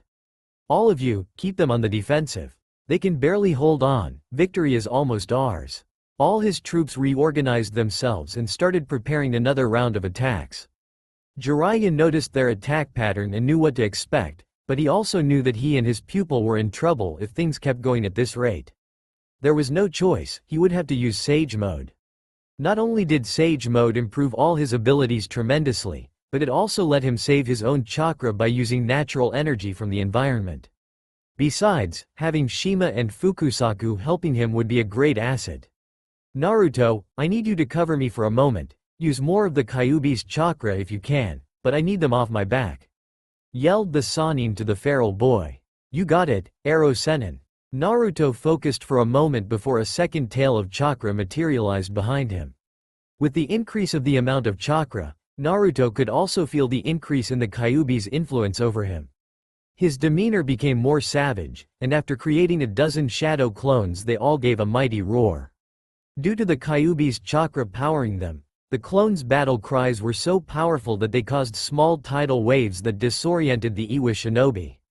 Taking advantage of the chaos they made, the chakra-cloaked copies jumped towards their enemies with red spheres of compressed circulating chakra in their hands. Rasengan. Spiraling sphere. Most of the Iwa shinobi managed to dodge the assault, but the few that didn't, met their end in a giant explosion of water that the attack leveled in the collision. The massive attack made the Iwa ninja lose sight of their targets in the mist when they were forced to retreat a great distance to avoid it. They stopped for a moment trying to relocate the two Konoha ninja when out of nowhere a small stream of high-pressure water dismembered some of their ninjas, forcing the Iwa shinobi once again to dodge to avoid being skewered. From the mist emerged Jiraiya, but his appearance had quite a few changes. He was now sporting a goatee, a big warty nose, and webbed hands and feet. And aside from his change of appearance, he had two small old toads on his shoulders. One seemed to be a male and the other a female, and both were wearing small capes fitting for their size. The male toad was green and had a white mop of hair, large eyebrows, and a goatee. And the female toad was a lighter shade of green and had short wavy purple hair. The blonde boy was nowhere to be seen, most likely he fell back to avoid getting in his master's way. I think I got a few of them, Jiraiya-chan, said the male toad, now confirmed to have been the cause of the stream of water. Seriously boy, why are you always summoning us in such annoying places? Salt water is bad for our skin, you know, said the female toad, annoyed at the sage. I'm sorry Fukusaku Oja-san, Shima Obasan. I'm in a bit of a pickle here. I can't fend these guys off and protect Naruto at the same time all by myself, said the sage, somewhat embarrassed at being scolded by the toad, but soon gave the Iwa shinobi all his attention once more. Now you bastards, I'll show you what happens when you mess with the great Jiraiya, boasted the old pervert while making a dramatic pose, which earned him 2 punches to the face, courtesy of his amphibian friends. Don't yell on our ears, you moron, chided the couple in unison. Some of the Iwa shinobi took advantage of the distraction that the Sannin and his summons were making and started charging Jiraiya head-on while doing hand seals for their jutsu. But in the blink of an eye the sage was upon them, wielding in one hand a giant blue ball of chakra like the one the Jinchuriki used moments ago, but this one was several times the size of its user. Cho Odama Rasengan, ultra big ball spiraling sphere, yelled Jiraiya while bringing down the enormous sphere of condensed chakra on the dozen Iwa shinobi. The cries of agony of the men were soon muffled as their bodies started disintegrating in the giant orb until nothing was left of them. Kuretsuchi was in awe at the raw power that the Sannin was showing. She hadn't expected the man to be this powerful. Kuretsuchi, she was taken out of her stupor by Kitsuchi's call and she turned to look at her dad. When Kitsuchi knew that he had his daughter's full attention he proceeded to relay his order. Take our remaining Anbu and go past Jiraiya without being noticed, use the mist as your cover. I need you to apprehend the Jinchuriki and bring him to us. Once we have him in our grasp we will make a run for it. Jiraiya has revealed his true power, to stay and fight him head-on would be suicide.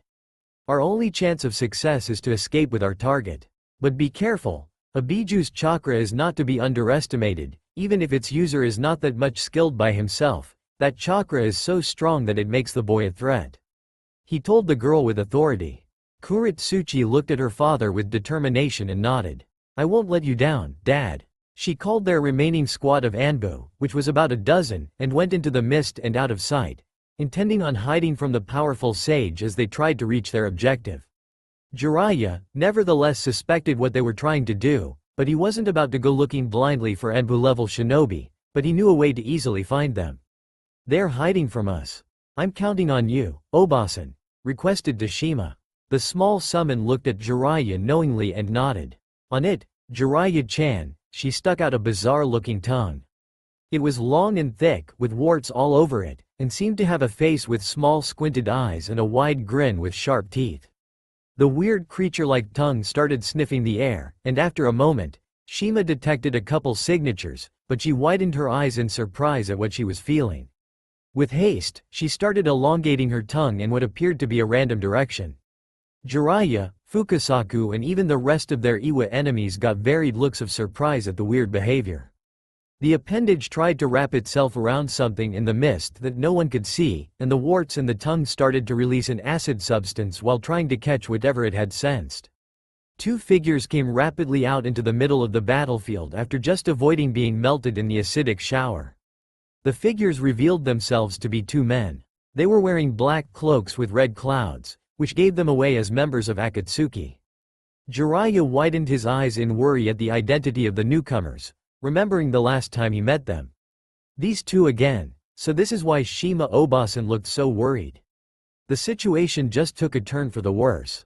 One was a very tall man, with gray-blue skin, spiky blue hair, and had what appeared to be gills under his round black eyes. Aside from the standard Akatsuki cloak, he also had a big two-handed sword wrapped in bandages, that at the moment he was resting it against his shoulder while he wielded it one-handed. It seems that we have been found out, Itachi-san. Such a shame really, we were planning on killing whichever side was left standing and take the Jinchuriki for ourselves, said the man with a grin, exposing his sharp teeth. His partner was a pale-skinned man with jet black hair that he kept in a low ponytail and his bangs framed his face. He was devoid of all expression and he had an air of cold serenity about him. But what really stood out were his blood-red eyes with 3 tomo surrounding each pupil. Careful, Kisame. Now that we have lost the element of surprise, our mission won't be so simple anymore, said the stoic man to his comrade. Hey, silent killing was more Zabuza's style anyway. I'm more of steamroll through the opposition kind of guy, said the blue-skinned man, seemingly excited at the prospect of a battle. Meanwhile, Kitsuchi was filled with dread at the turn of events. Not only did they have their hands full with Jiraiya, but now 2 other monsters decided to appear with the apparent intent of killing everyone there save for the Jinchuriki. Jiraiya was the first one to react. He puffed his chest and exhaled a huge quantity of ignited oil. Kaden. Dai Enden. Fire release. Big flame bullet. The already big flame was made even bigger with both toads using wind jutsu to enhance the flames.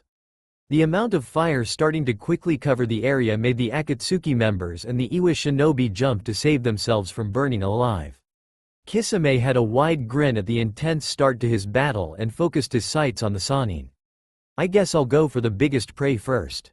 He lunged at the sage, but before he could reach his intended target, a large fireball forced both him and Jiraiya to split.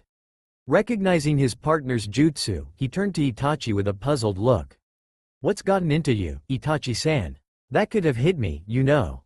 Don't fight Jiraiya in his current state, Kisame. He is filled with natural energy at the moment.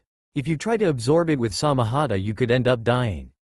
Only a sage can withstand the effects of natural energy, explained Itachi impassively. Leave Jiraiya to me, you go after the Kyuubi, he is our #1 priority, said Sannin, cursed under his breath in annoyance. Had Itachi not intervened, Kisame could have taken himself out. The shark-like man put on a face of disappointment at having to sit out the main brawl.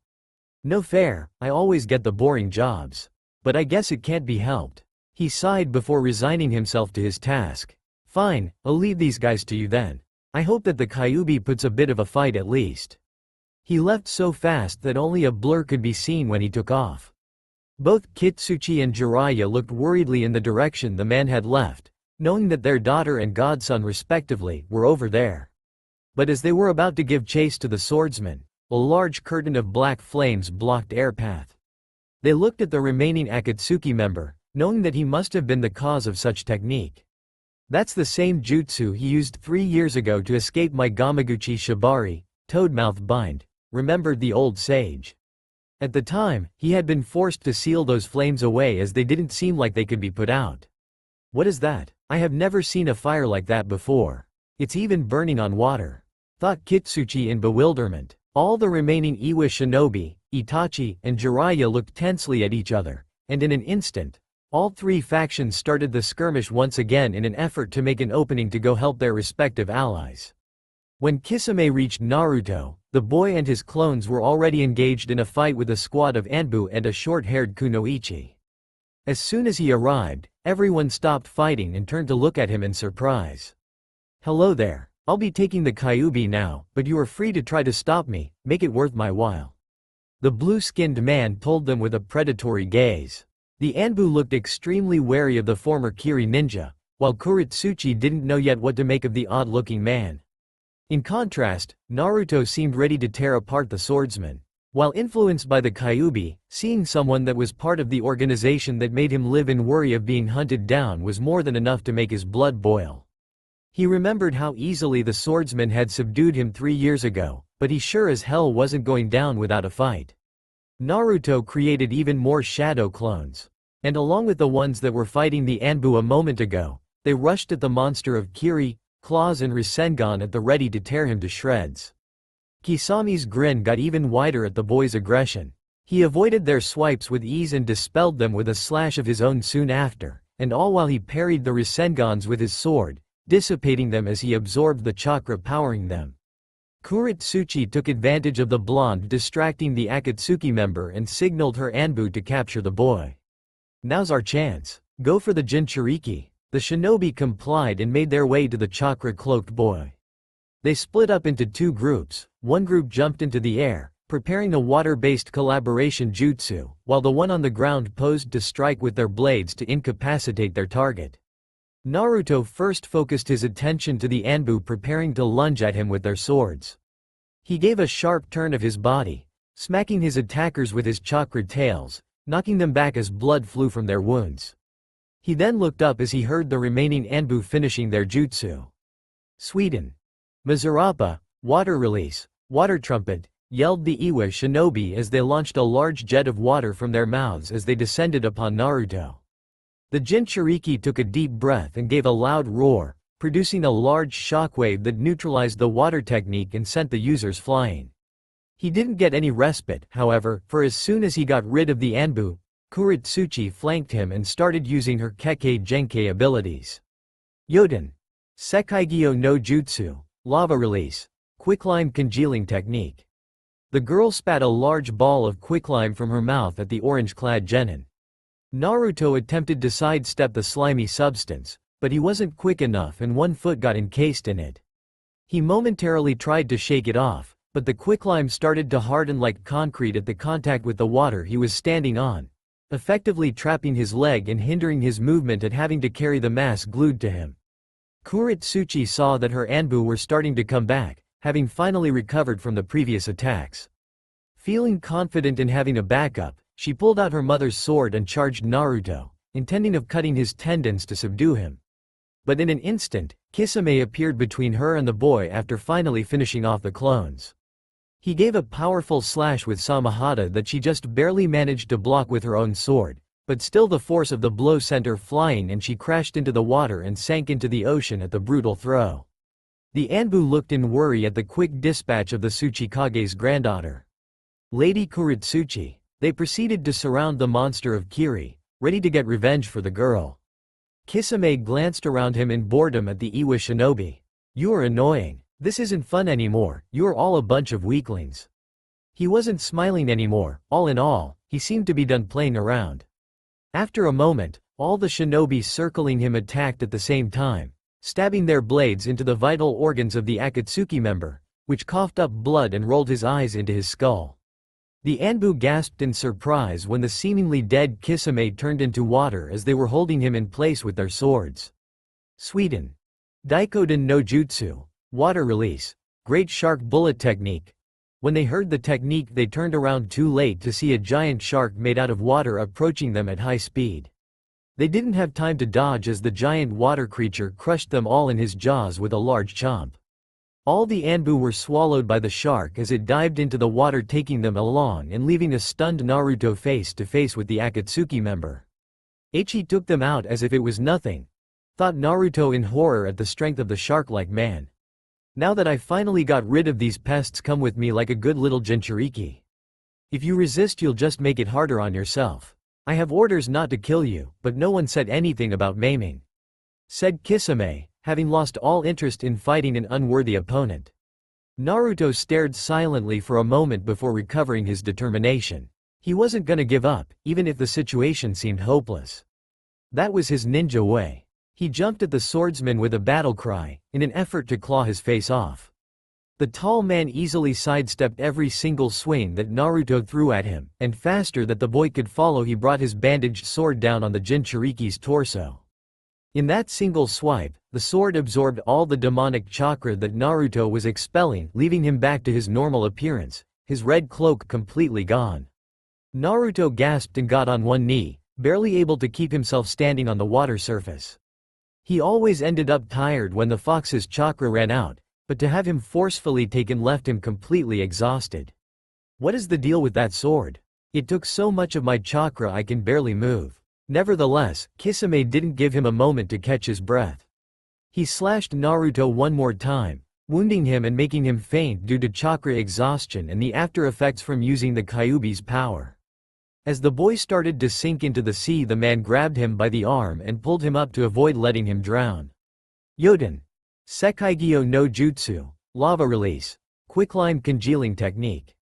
When the former Kiri shinobi sensed the attack coming, he quickly turned around, gave it a chop with Samahata, once again absorbing the energy powering the quicklime jutsu and leaving it useless. He searched for the user of the technique and found the same Kunoichi he had dealt with earlier. She looked annoyed at having been tossed so embarrassingly, and took out her own sword and clashed with Samahata, pressing against the man with all her might. "You are out of your league, girlie. But you have spunk, I'll give you that," said the shark man with an amused grin. She clenched her teeth in rage. She hated being underestimated. "Shut up, you piece of shit. You just came here to ruin my mission and kill my comrades. I'll make you pay for that." She tried to hold her ground, but she was being pushed back fast, and the worst part was that Kisame didn't even seem to be putting much effort into it, and all while carrying an unconscious Naruto on the other hand. "That mouth of yours is gonna get you killed, girl. So much confidence without the skill to back it up. You should learn your place," said Kisame with his grin returning, finding pleasure in tearing down Kuritsuchi's ego. Faster than Kuritsuchi could follow, Kisame delivered a hard kick to her stomach, making her stumble and lowering her guard for a moment. The former Kiri shinobi exploited her momentary stunned state to swing his sword into her chest, wounding her and taking a large chunk of her chakra. The tomboy gave a cry of pain and brought a hand to hold her injury, staining her palm in blood. She started having trouble standing because of her chakra exhaustion. With her current reserves, in a few minutes, she wouldn't even be able to keep water walking. She looked at Kisame with dread. She hadn't felt this terrified in a long time. In a single attack, he weakened her enough to have her completely at his mercy. Whatever he threw at her next, she knew she wouldn't be able to avoid it. The man gave another swing of his massive sword with the intent of finishing her off. She lifted her mother's sword to block it, but she knew it was useless. With her current strength, the attack would go through her defense without a problem. However, before the blade reached her, Kitsuchi rapidly came out of the mist to parry Samahata with a kunai, just barely halting the attack. Soon after, a large golem made of rock pushed Kisame to the side, making him drop Naruto. Akatsuki appeared from the mist too, dissipating the golem he just used to hit the shark-like man. The plump boy turned to his friend in concern. "Are you okay, Kuritsuchi?" She looked in surprise and relief at her friend and father, not expecting their intervention. She nodded to Akatsuki, confirming her well-being. The wound wasn't life-threatening at the moment, but it would have to be patched up soon to avoid becoming so. Her father had her eyes peeled in watch for the missing Akatsuki member and quickly grabbed Naruto to keep him from sinking. He took a side glance to her daughter to relay her a new order. "Kuretsuchi, take the boy and go, quickly. The Uchiha and Jiraiya will be here soon. The rest of our forces are keeping them occupied, but they won't last. Akatsuki and I will try to hold this one for as long as we can," he said while handing her the unconscious Jinchuriki. She took the boy and carried him with uncertainty, not liking the idea of leaving her father and best friend to face such a dangerous opponent by themselves. Suddenly, Kisame came rushing at them, sword at the ready to cleave them off. Akatsuki created another rock golem and intercepted the blade while Kitsuchi encased his first in stone with a jutsu, preparing himself to join the fight. "Go now, Kuretsuchi," yelled her father in urgency. She didn't waste another moment and took off, not even looking back. She ran through the mist with Naruto on her back. She could barely keep a decent pace with her low chakra and the open wound on her chest, but she continued nonetheless. She kept on looking for any place she could hide and rest. After she had recovered enough, she would go looking for her father and what was left of their unit, but first, she needed time to heal properly. After a while of sprinting, she started to make out a figure in the mist, and after getting closer she noticed that it was huge. Soon she came to see a large island, larger than any island she had seen until now. It seemed to have a large forest with giant spiky trees that was more than big enough to lose any pursuers. She wondered how she hadn't seen it before. With its sheer size it should be hard to miss, even with the mist. But right now she didn't care about that, she was glad to have found a place to rest. Itachi was busy looking for his partner as he expertly dodged the jutsu his attackers were sending his way. After his battle with Jiraiya of the Sannin and the Iwa ninja went on for a while, his enemies reached the conclusion that Akatsuki was the main threat to take care about. Fighting Jiraiya was difficult all on its own, but fighting the sage and the Iwa shinobi at the same time was a dangerous business, so he had been forced to flee and attempt to regroup with his partner. When he found Kisame, he was fighting two other Junin from Iwa, and by the looks of it, he was winning. Kisame looked as fresh as ever. Meanwhile, Kitsuchi had a couple gaping wounds on his leg and torso, while Akatsuki was on all fours barely clinging to the water surface due to a deep, bloody injury on his back. When the blue-skinned man noticed Itachi, he flashed his normal toothy grin, glad to be reunited with his comrade. "There you are, Itachi-san. I was wondering what was taking you so long to catch up. I feared that Jiraiya had gotten the drop on you. We have to hurry, Jiraiya and the rest of the Iwa squad are trying to get us first before they kill each other." "Where is the Kyuubi?" asked Itachi impassively. Even tough he seemed to be in a hurry, he still acted calm and collected. Kisame put on a sheepish look at the question. "Oh well, you see, he kinda managed to get away. Some kunoichi took him and made a run for it. I couldn't follow her while I dealt with these guys." "I see." If Itachi was annoyed, he didn't show it. "We fall back then. Jiraiya and the rest will be here shortly. If the Jinchuriki isn't here, there is no point to keep fighting. Like I'm letting you bastards get away again." Jiraiya and the two toads finally arrived, closely followed by the rest of the Iwa ninja. Shima and Fukasaku were already preparing their next jutsu, Senpo. Gomon, Sage Art. Gomon. After taking a deep breath, Jiraiya and his two summons spat a combined solution of oil, fire and wind, creating a sea of burning toad oil that threatened to boil the two men alive. Kisame quickly made some hand seals and spat a great amount of water from his mouth in an effort to counter Jiraiya's technique. Sweden. Bakusu Shoha.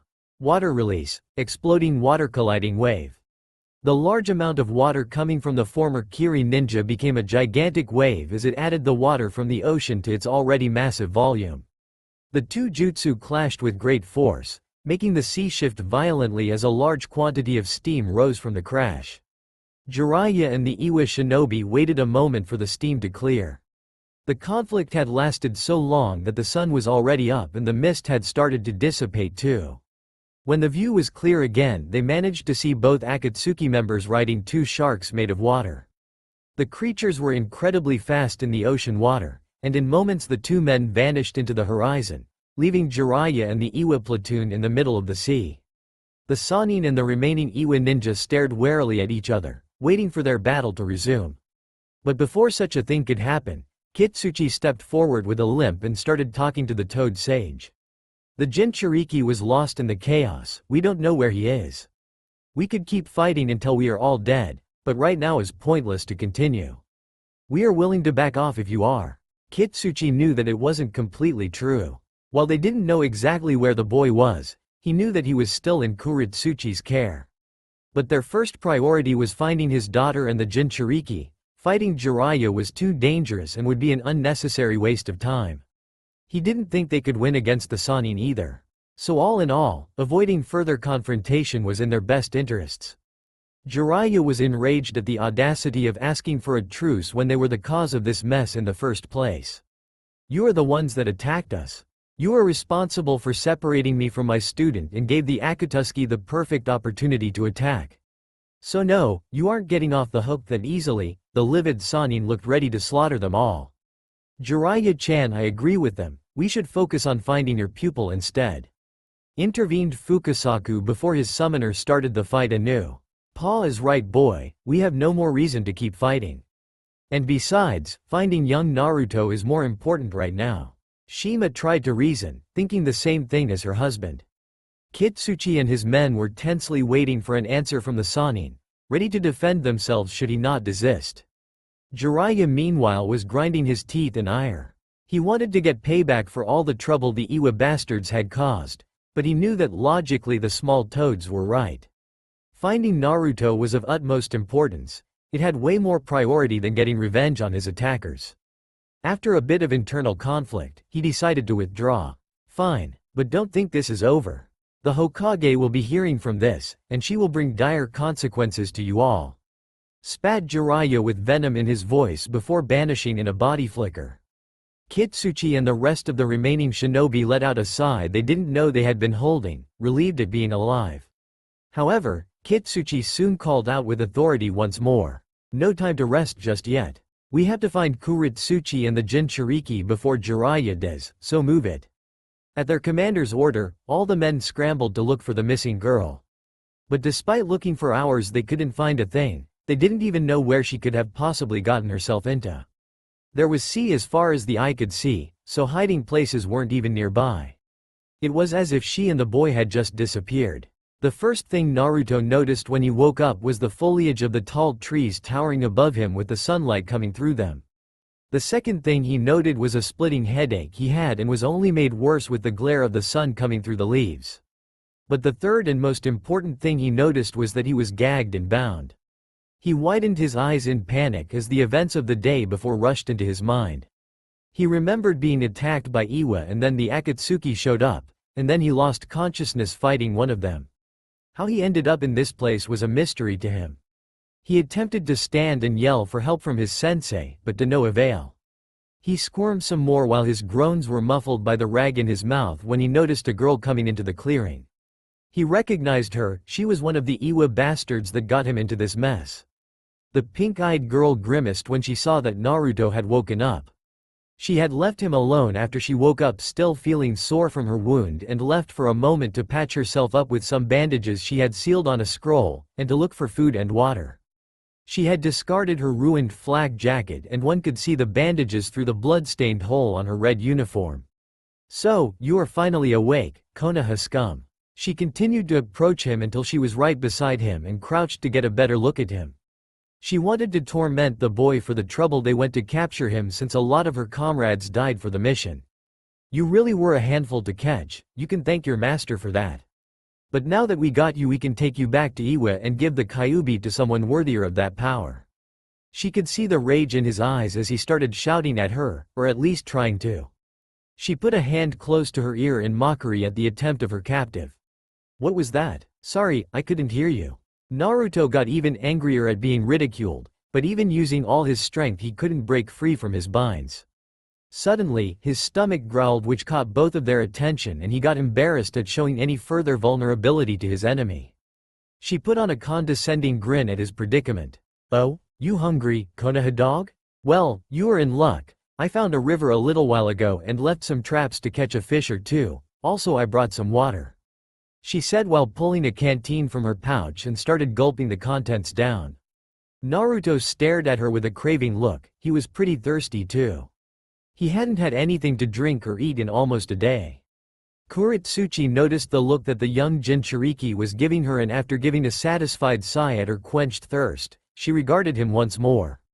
"Sorry, how inconsiderate of me. Here, have some." She then proceeded to spill the liquid on the blonde's face, making him close his eyes and groan in protest.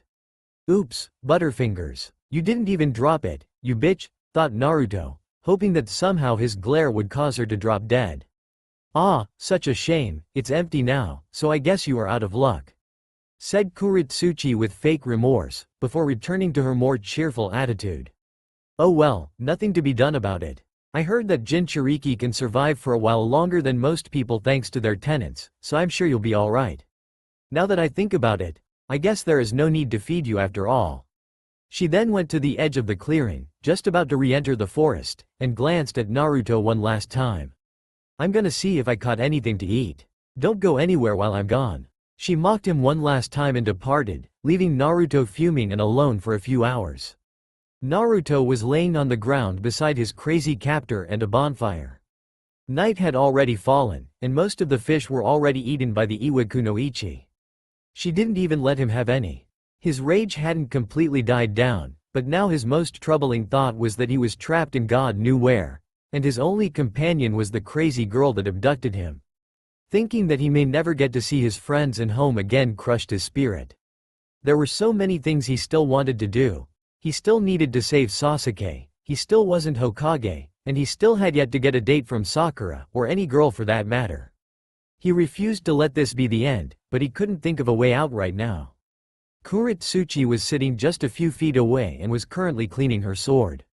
She took great care of her mother's blade, and the battle from the previous day had left it quite dirty. She took a side glance to her captive. He had stopped squirming a while ago, and she wanted to confirm that he was still behaving and not trying anything sneaky.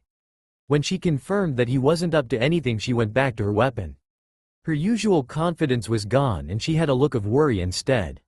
She wondered if her father and Akatsuki were alright. Last she saw them, they were fighting one of the strongest shinobi she had ever seen, and they had two more monsters of his level on their tails. She couldn't bear to think about losing them, but she had to have faith that they managed to get out of that situation. They must have, they were strong. She also wished with all her being that was the case. And even if they were fine, she didn't have a way to know where they were, or where she was for that matter. She had scouted the island earlier in the day and she was surprised by what she found. She managed to see what appeared to be a tail and legs attached to the island, so it had to mean that it wasn't just an island, it was a living creature, big enough to have a large-sized forest on its back. It even had its own ecosystem and everything. She massaged her temple, wondering how she even got into such a complicated situation. The burning embers of the bonfire were the only things that could be heard as both of them pondered on their respective problems. Neither of them could sleep that night with such troubling thoughts plaguing their minds. Land of Lightning, Kitsuchi, Akatsuki, and most of the survivors of the Iwa force were resting in a small camp that they had set on the seashore. After their failed assault, they looked for any signs of Kuretsuchi and the Jinchuriki until they decided that with their wounds they weren't in any condition to be looking around, and begrudgingly they decided to go back to shore to rest and tend to their injuries before they could continue. It had almost been a day now since they got separated from the girl. Right now the few shinobi that hadn't been severely hurt were continuing the search, which left Kitsuchi and the rest to wait for any update on their progress.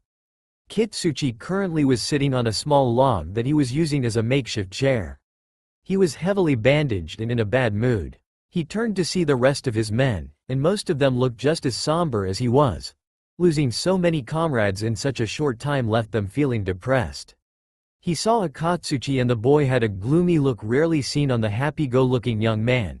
He was obviously sad about their losses and worried over his missing friend.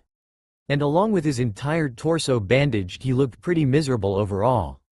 Kitsuchi couldn't blame the boy, he was worried sick about Kuretsuchi too. She was injured, alone in foreign lands, and was responsible for taking care of the objective of an S-ranked mission that also happened to be the Jinchuriki of the strongest Biju in existence. He put his head in his hands, wondering how did they end up in such a mess. This mission is a disaster, thought Kitsuchi with a heavy sigh. When they started the mission they had close to 100 ninja, give or take, and now they were down to 30 or so, and that was without taking into account his missing daughter. Could this get any worse? Captain Kitsuchi. He heard one of the men he sent to continue the search call out to him. He was approaching fast and seemed to be in a panic.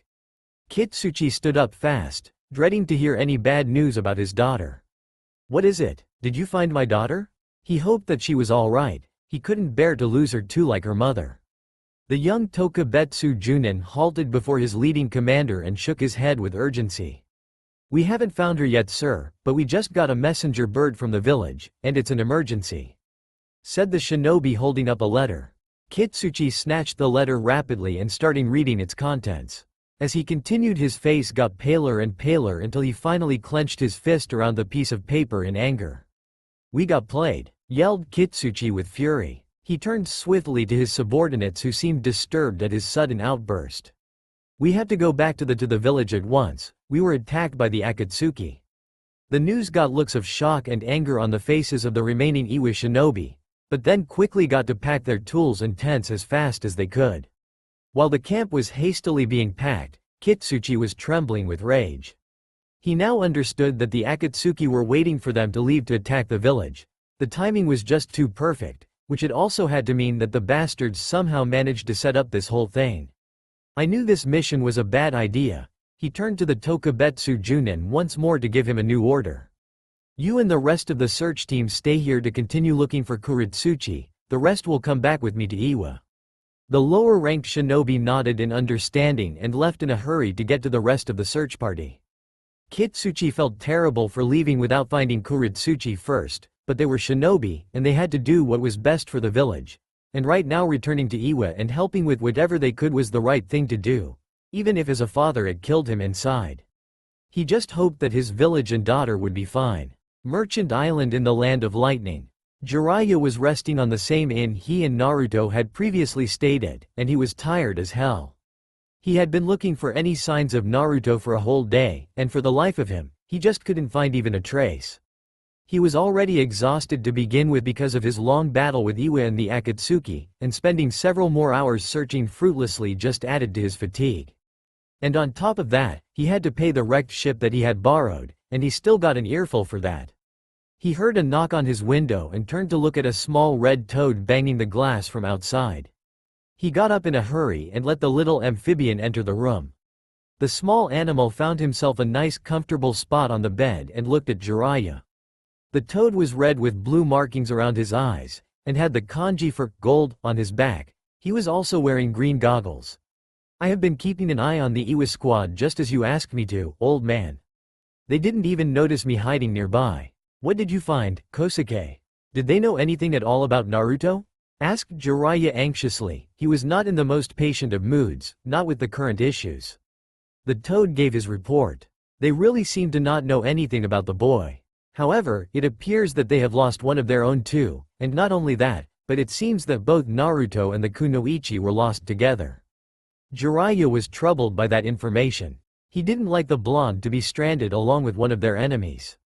And while he knew Naruto could handle himself against a single enemy, even a skilled one, he didn't know the situation he was in. The boy could be injured or captured or worse. The point was that he could be in an unfavorable position and he had no way to know or help him at the moment, and that made him feel impotent. However, the toad wasn't done talking. There was something else. They got a message from Iwa, and apparently their village was attacked by the Akatsuki, so they went back to Iwagakure, leaving only a small search party here. Jiraiya widened his eyes in surprise at hearing about the attack on Iwagakure. Now a realization hit him, so that was how Iwa found out about Naruto. The Akatsuki probably found a way to put the boy on Iwa's radar to make them commit some of their elite forces and leave the village undefended, which in turn gave them a window of opportunity to invade them.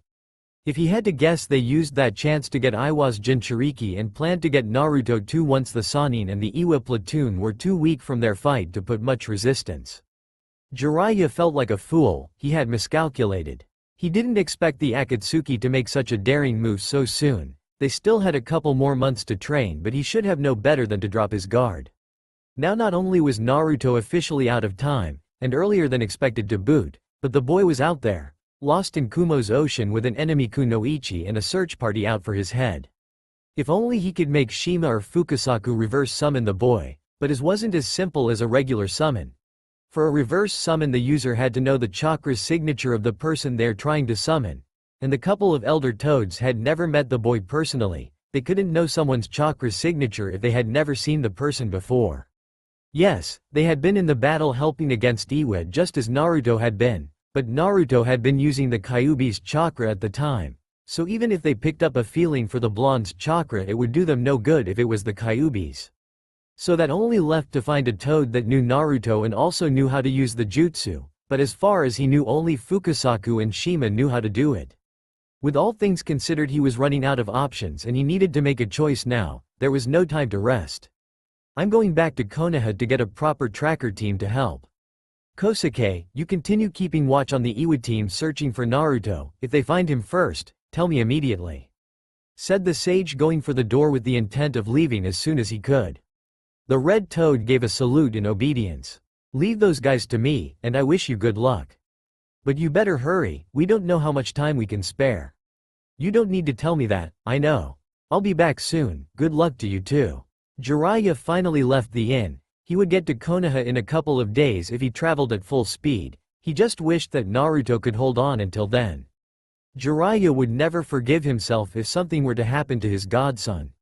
Island on the Land of Lightning.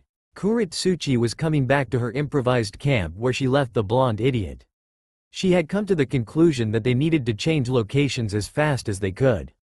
After having been up all night, she decided to look for food once more, and in her little expedition, she encountered gigantic insects and larger than normal tigers, enormous bears, and a lot of other kinds of abnormal predators.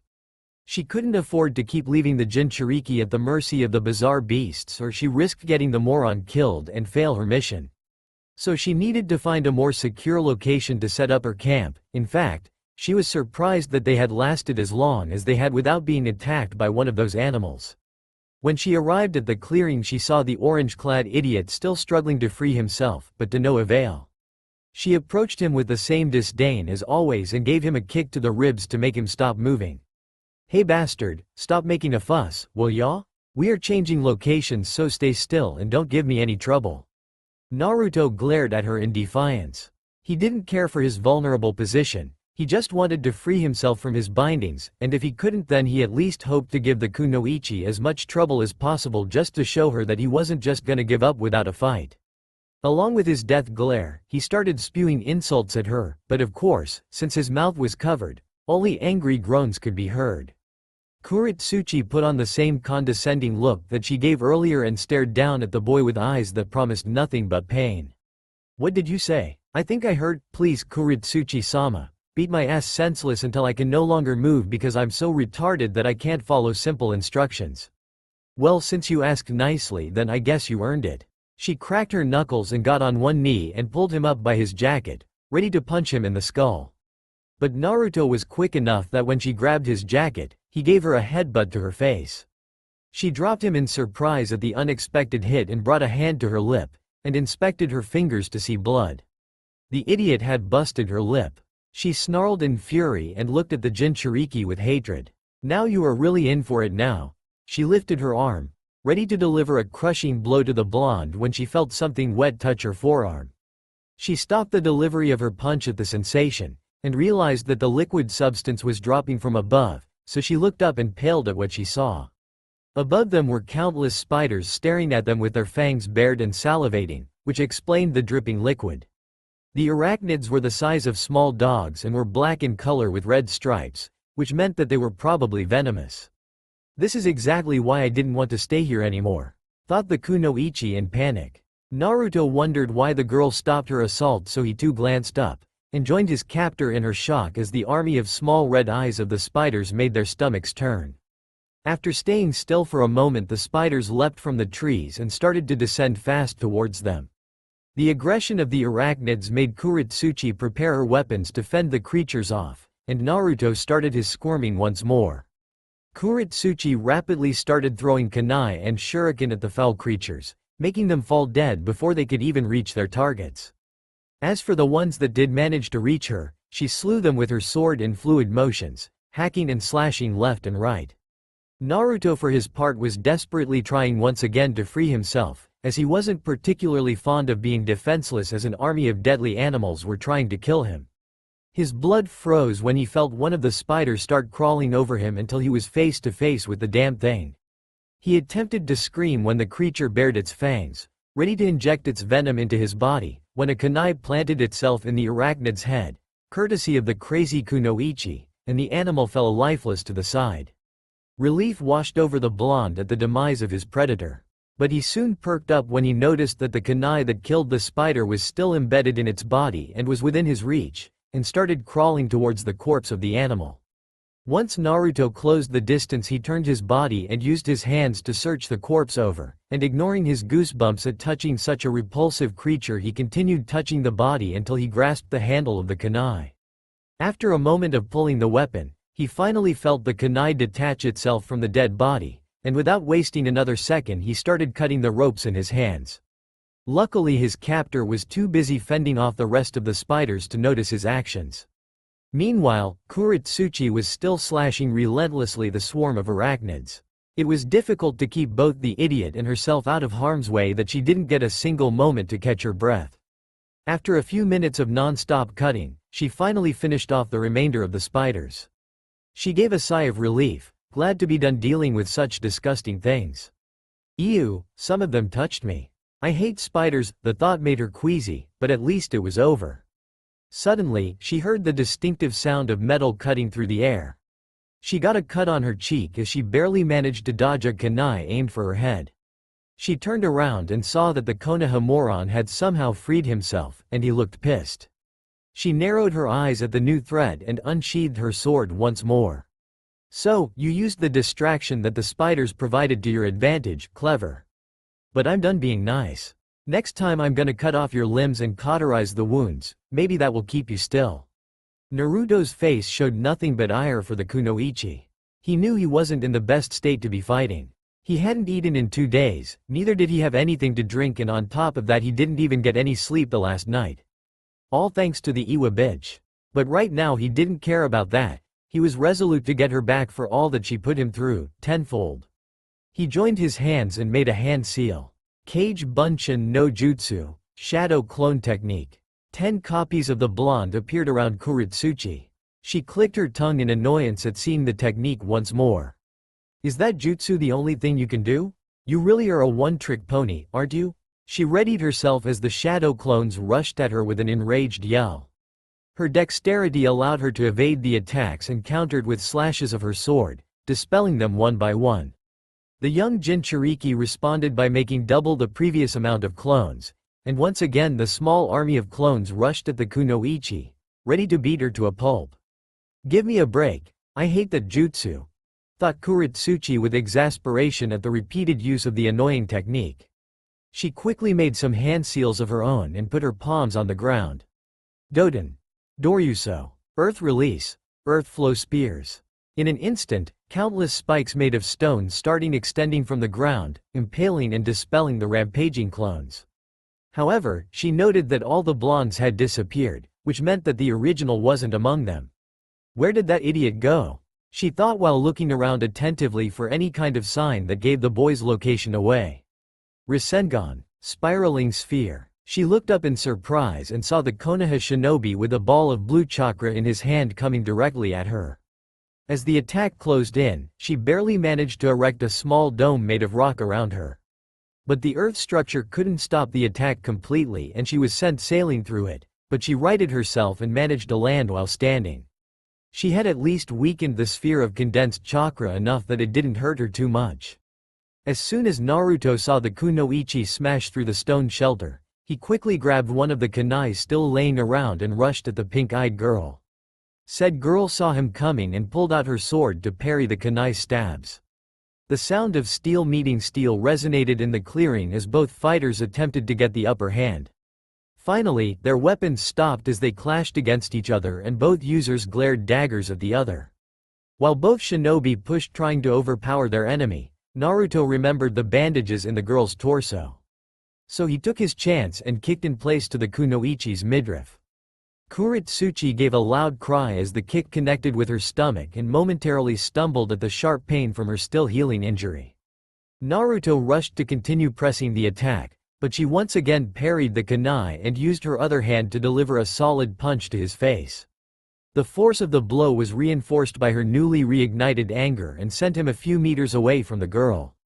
The irate Kunoichi took the moment of respite to examine her wound with her hand, and her rage increased at seeing her blood-stained palm.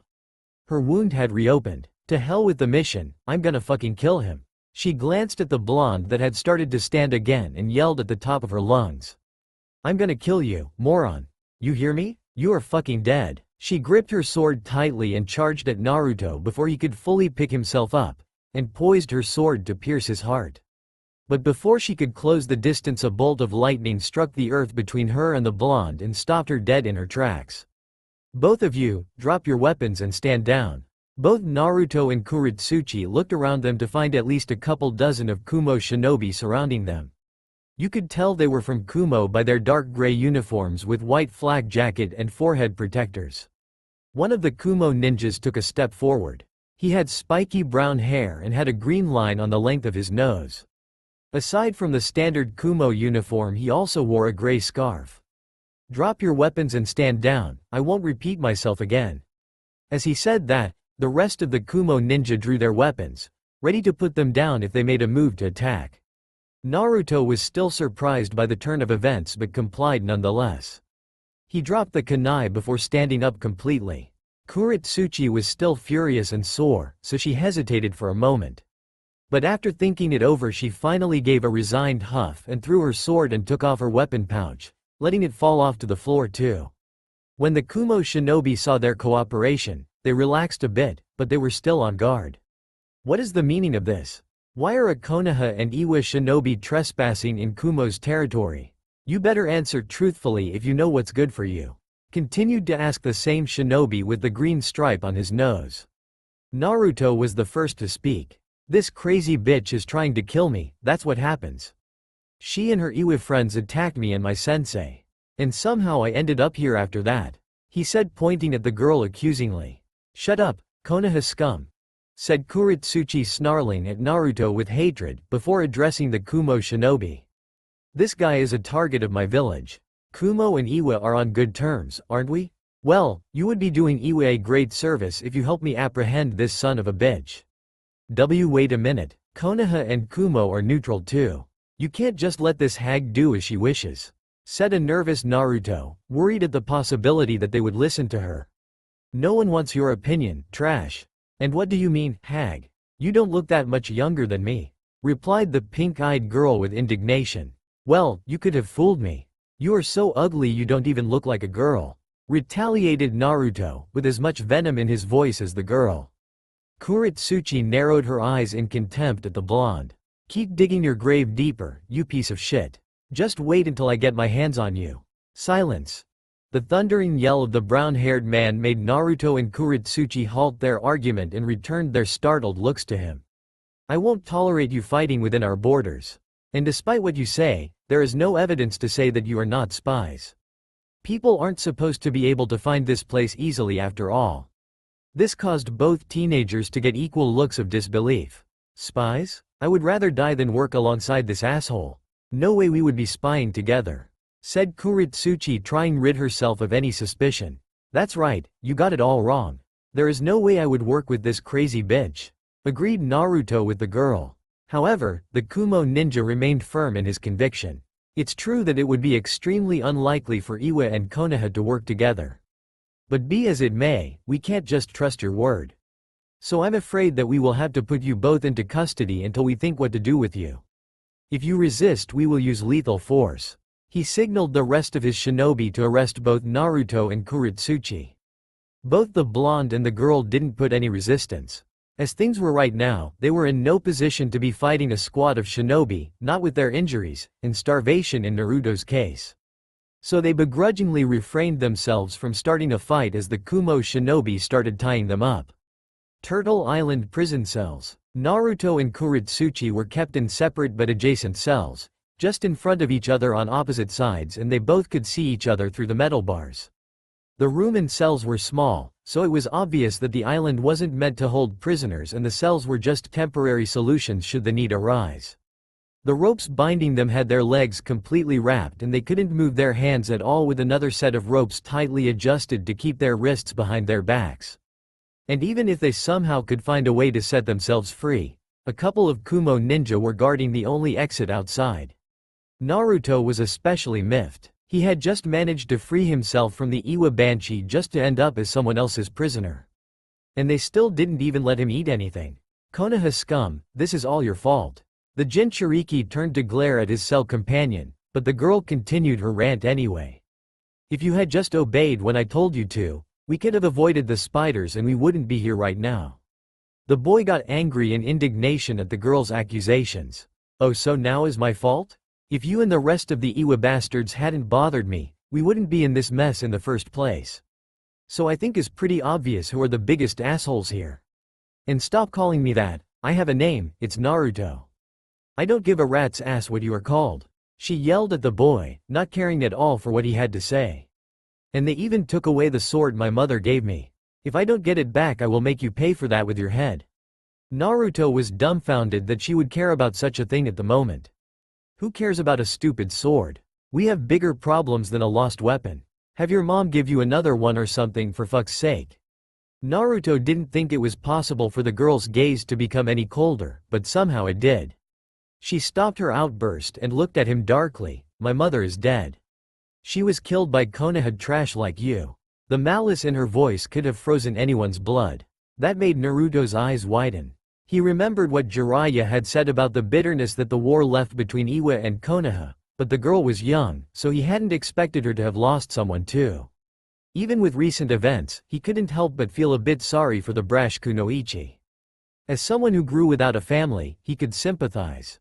The empty feeling of longing for the love of a parent was something that Naruto knew all too well. She noticed the blonde's surprised face, so she continued her tirade. Such a shame that we weren't allowed to kill you. It goes against my principles to spare any of you, murderers. If it was up to me, I would see you and your kind dead at my feet. Naruto's pity vanished as fast as it had come. He couldn't tolerate his home and comrades being labeled murderers by the ignorant girl. Not all of us are like that. You don't even know me or my friends. Tell that to the families of all the people that Konoha assholes like you have killed. Threw the kunoichi back at him. That was a long time ago. It's precisely because you idiots can't pull your heads out of your ass to live in the present instead of the past, that this enmity still exists. If you guys were reasonable we could have peace, said Naruto, grinding his teeth in frustration. She gave a laugh filled with ridicule. Ha, you really are a moron if you think such a thing is possible. You can't know that. In fact, when I become Hokage I will try to fix the relations between our villages. Living with bitterness is not the answer, said Naruto with determination. Kuritsuchi looked baffled at the Jinchuriki. Wow, your stupidity never ceases to amaze me. You Hokage? Peace? You are just a brat living in your own little pink-colored world filled with unicorns and rainbows. Wake up, this the real world. If anyone is gonna become a Kage is me. And let me tell you, once I become Tsuchikage the first thing I'll do is crush your pathetic village. Naruto had already lost all his patience at her close-mindedness. You are such a detestable girl, you know that?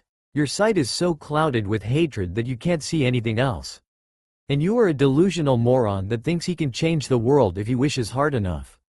You are ridiculous, said the girl just as pissed off as her fellow prisoner. They stared hotly at each other, breathing heavily with anger, until they both gave a huff and turned their heads away, not bearing to look at the other right now. They stayed silent after that. Having spent all their remaining energy yelling at each other left them a bit more mellow. After a considerable amount of time had passed, Naruto realized something concerning his cell partner. Hey, he called to the girl on the other side of the room. She was resting her head against the wall. When she heard the idiot talk she turned her pink eyes to him, not bothering to move her head. What do you want, dipshit? I didn't catch your name, asked Naruto with a serious face. She gave him a look of utter disbelief. Is this guy for real? They had tried to kill each other just a couple hours ago, and now he wanted to make small talk? My name is not your business. And why the fuck do you care anyway? Naruto gave a shrug and squinted his eyes. Well, we don't know how long we will be here having to put up with each other, and calling you by your name seems a better option than, Iwa bitch. Besides, I already told you mine. She just continued to stare at him with incredulity. Don't call me anything. Don't even talk to me at all. Period. She then proceeded to continue staring at the wall, ignoring the look of annoyance of the blonde at her dismissal. After a moment, she closed her eyes and sighed. If she had to tolerate the moron for who knew how long, she supposed that it was preferable to have him call her by her name than with undesirable nicknames. And he didn't seem like the type to keep quiet, so she might as well make the best of the situation, as hard as it may be. Kuritsuchi. Naruto looked at her, puzzled. He hadn't expected her to say anything anymore. Huh? My name is Kuritsuchi. There, you happy? Now stop bothering me, said the young prodigy in exasperation at the boy's lack of attentiveness. She then turned her head to the side to avoid looking at the idiot anymore. Naruto was starting to get peeved again at her insufferable attitude. Fine, is not like talking to you is enjoyable anyway. He finally decided to stop concerning himself with the troublesome girl. She was acting so obnoxious that it wasn't even worth it to try to have a civilized conversation. And he had bigger things to worry about anyway. For instance, he didn't know what happened to the aresu, but he had faith that the old pervert was alright. He knew the sage was strong, even if his quirks didn't reflect that. He guessed that Jiraiya had to be looking for him at the moment. He could only hope that he managed to find him soon. Kuritsuchi's anger had mostly died down by now and was replaced instead with fear. She worried about what would happen to her. She didn't want to die so far away from home, and it wouldn't even be a glorious death on top of it. She didn't even care for her mission right now, she just wanted to return home with her friends and family. And so both teenagers found themselves lost in their thoughts, knowing that the only thing they could do now was to wait for the Kumo ninja to decide their fate. They just hoped that they could get out in one piece. That's all for now. If you enjoy this video, then please like, share and do comments.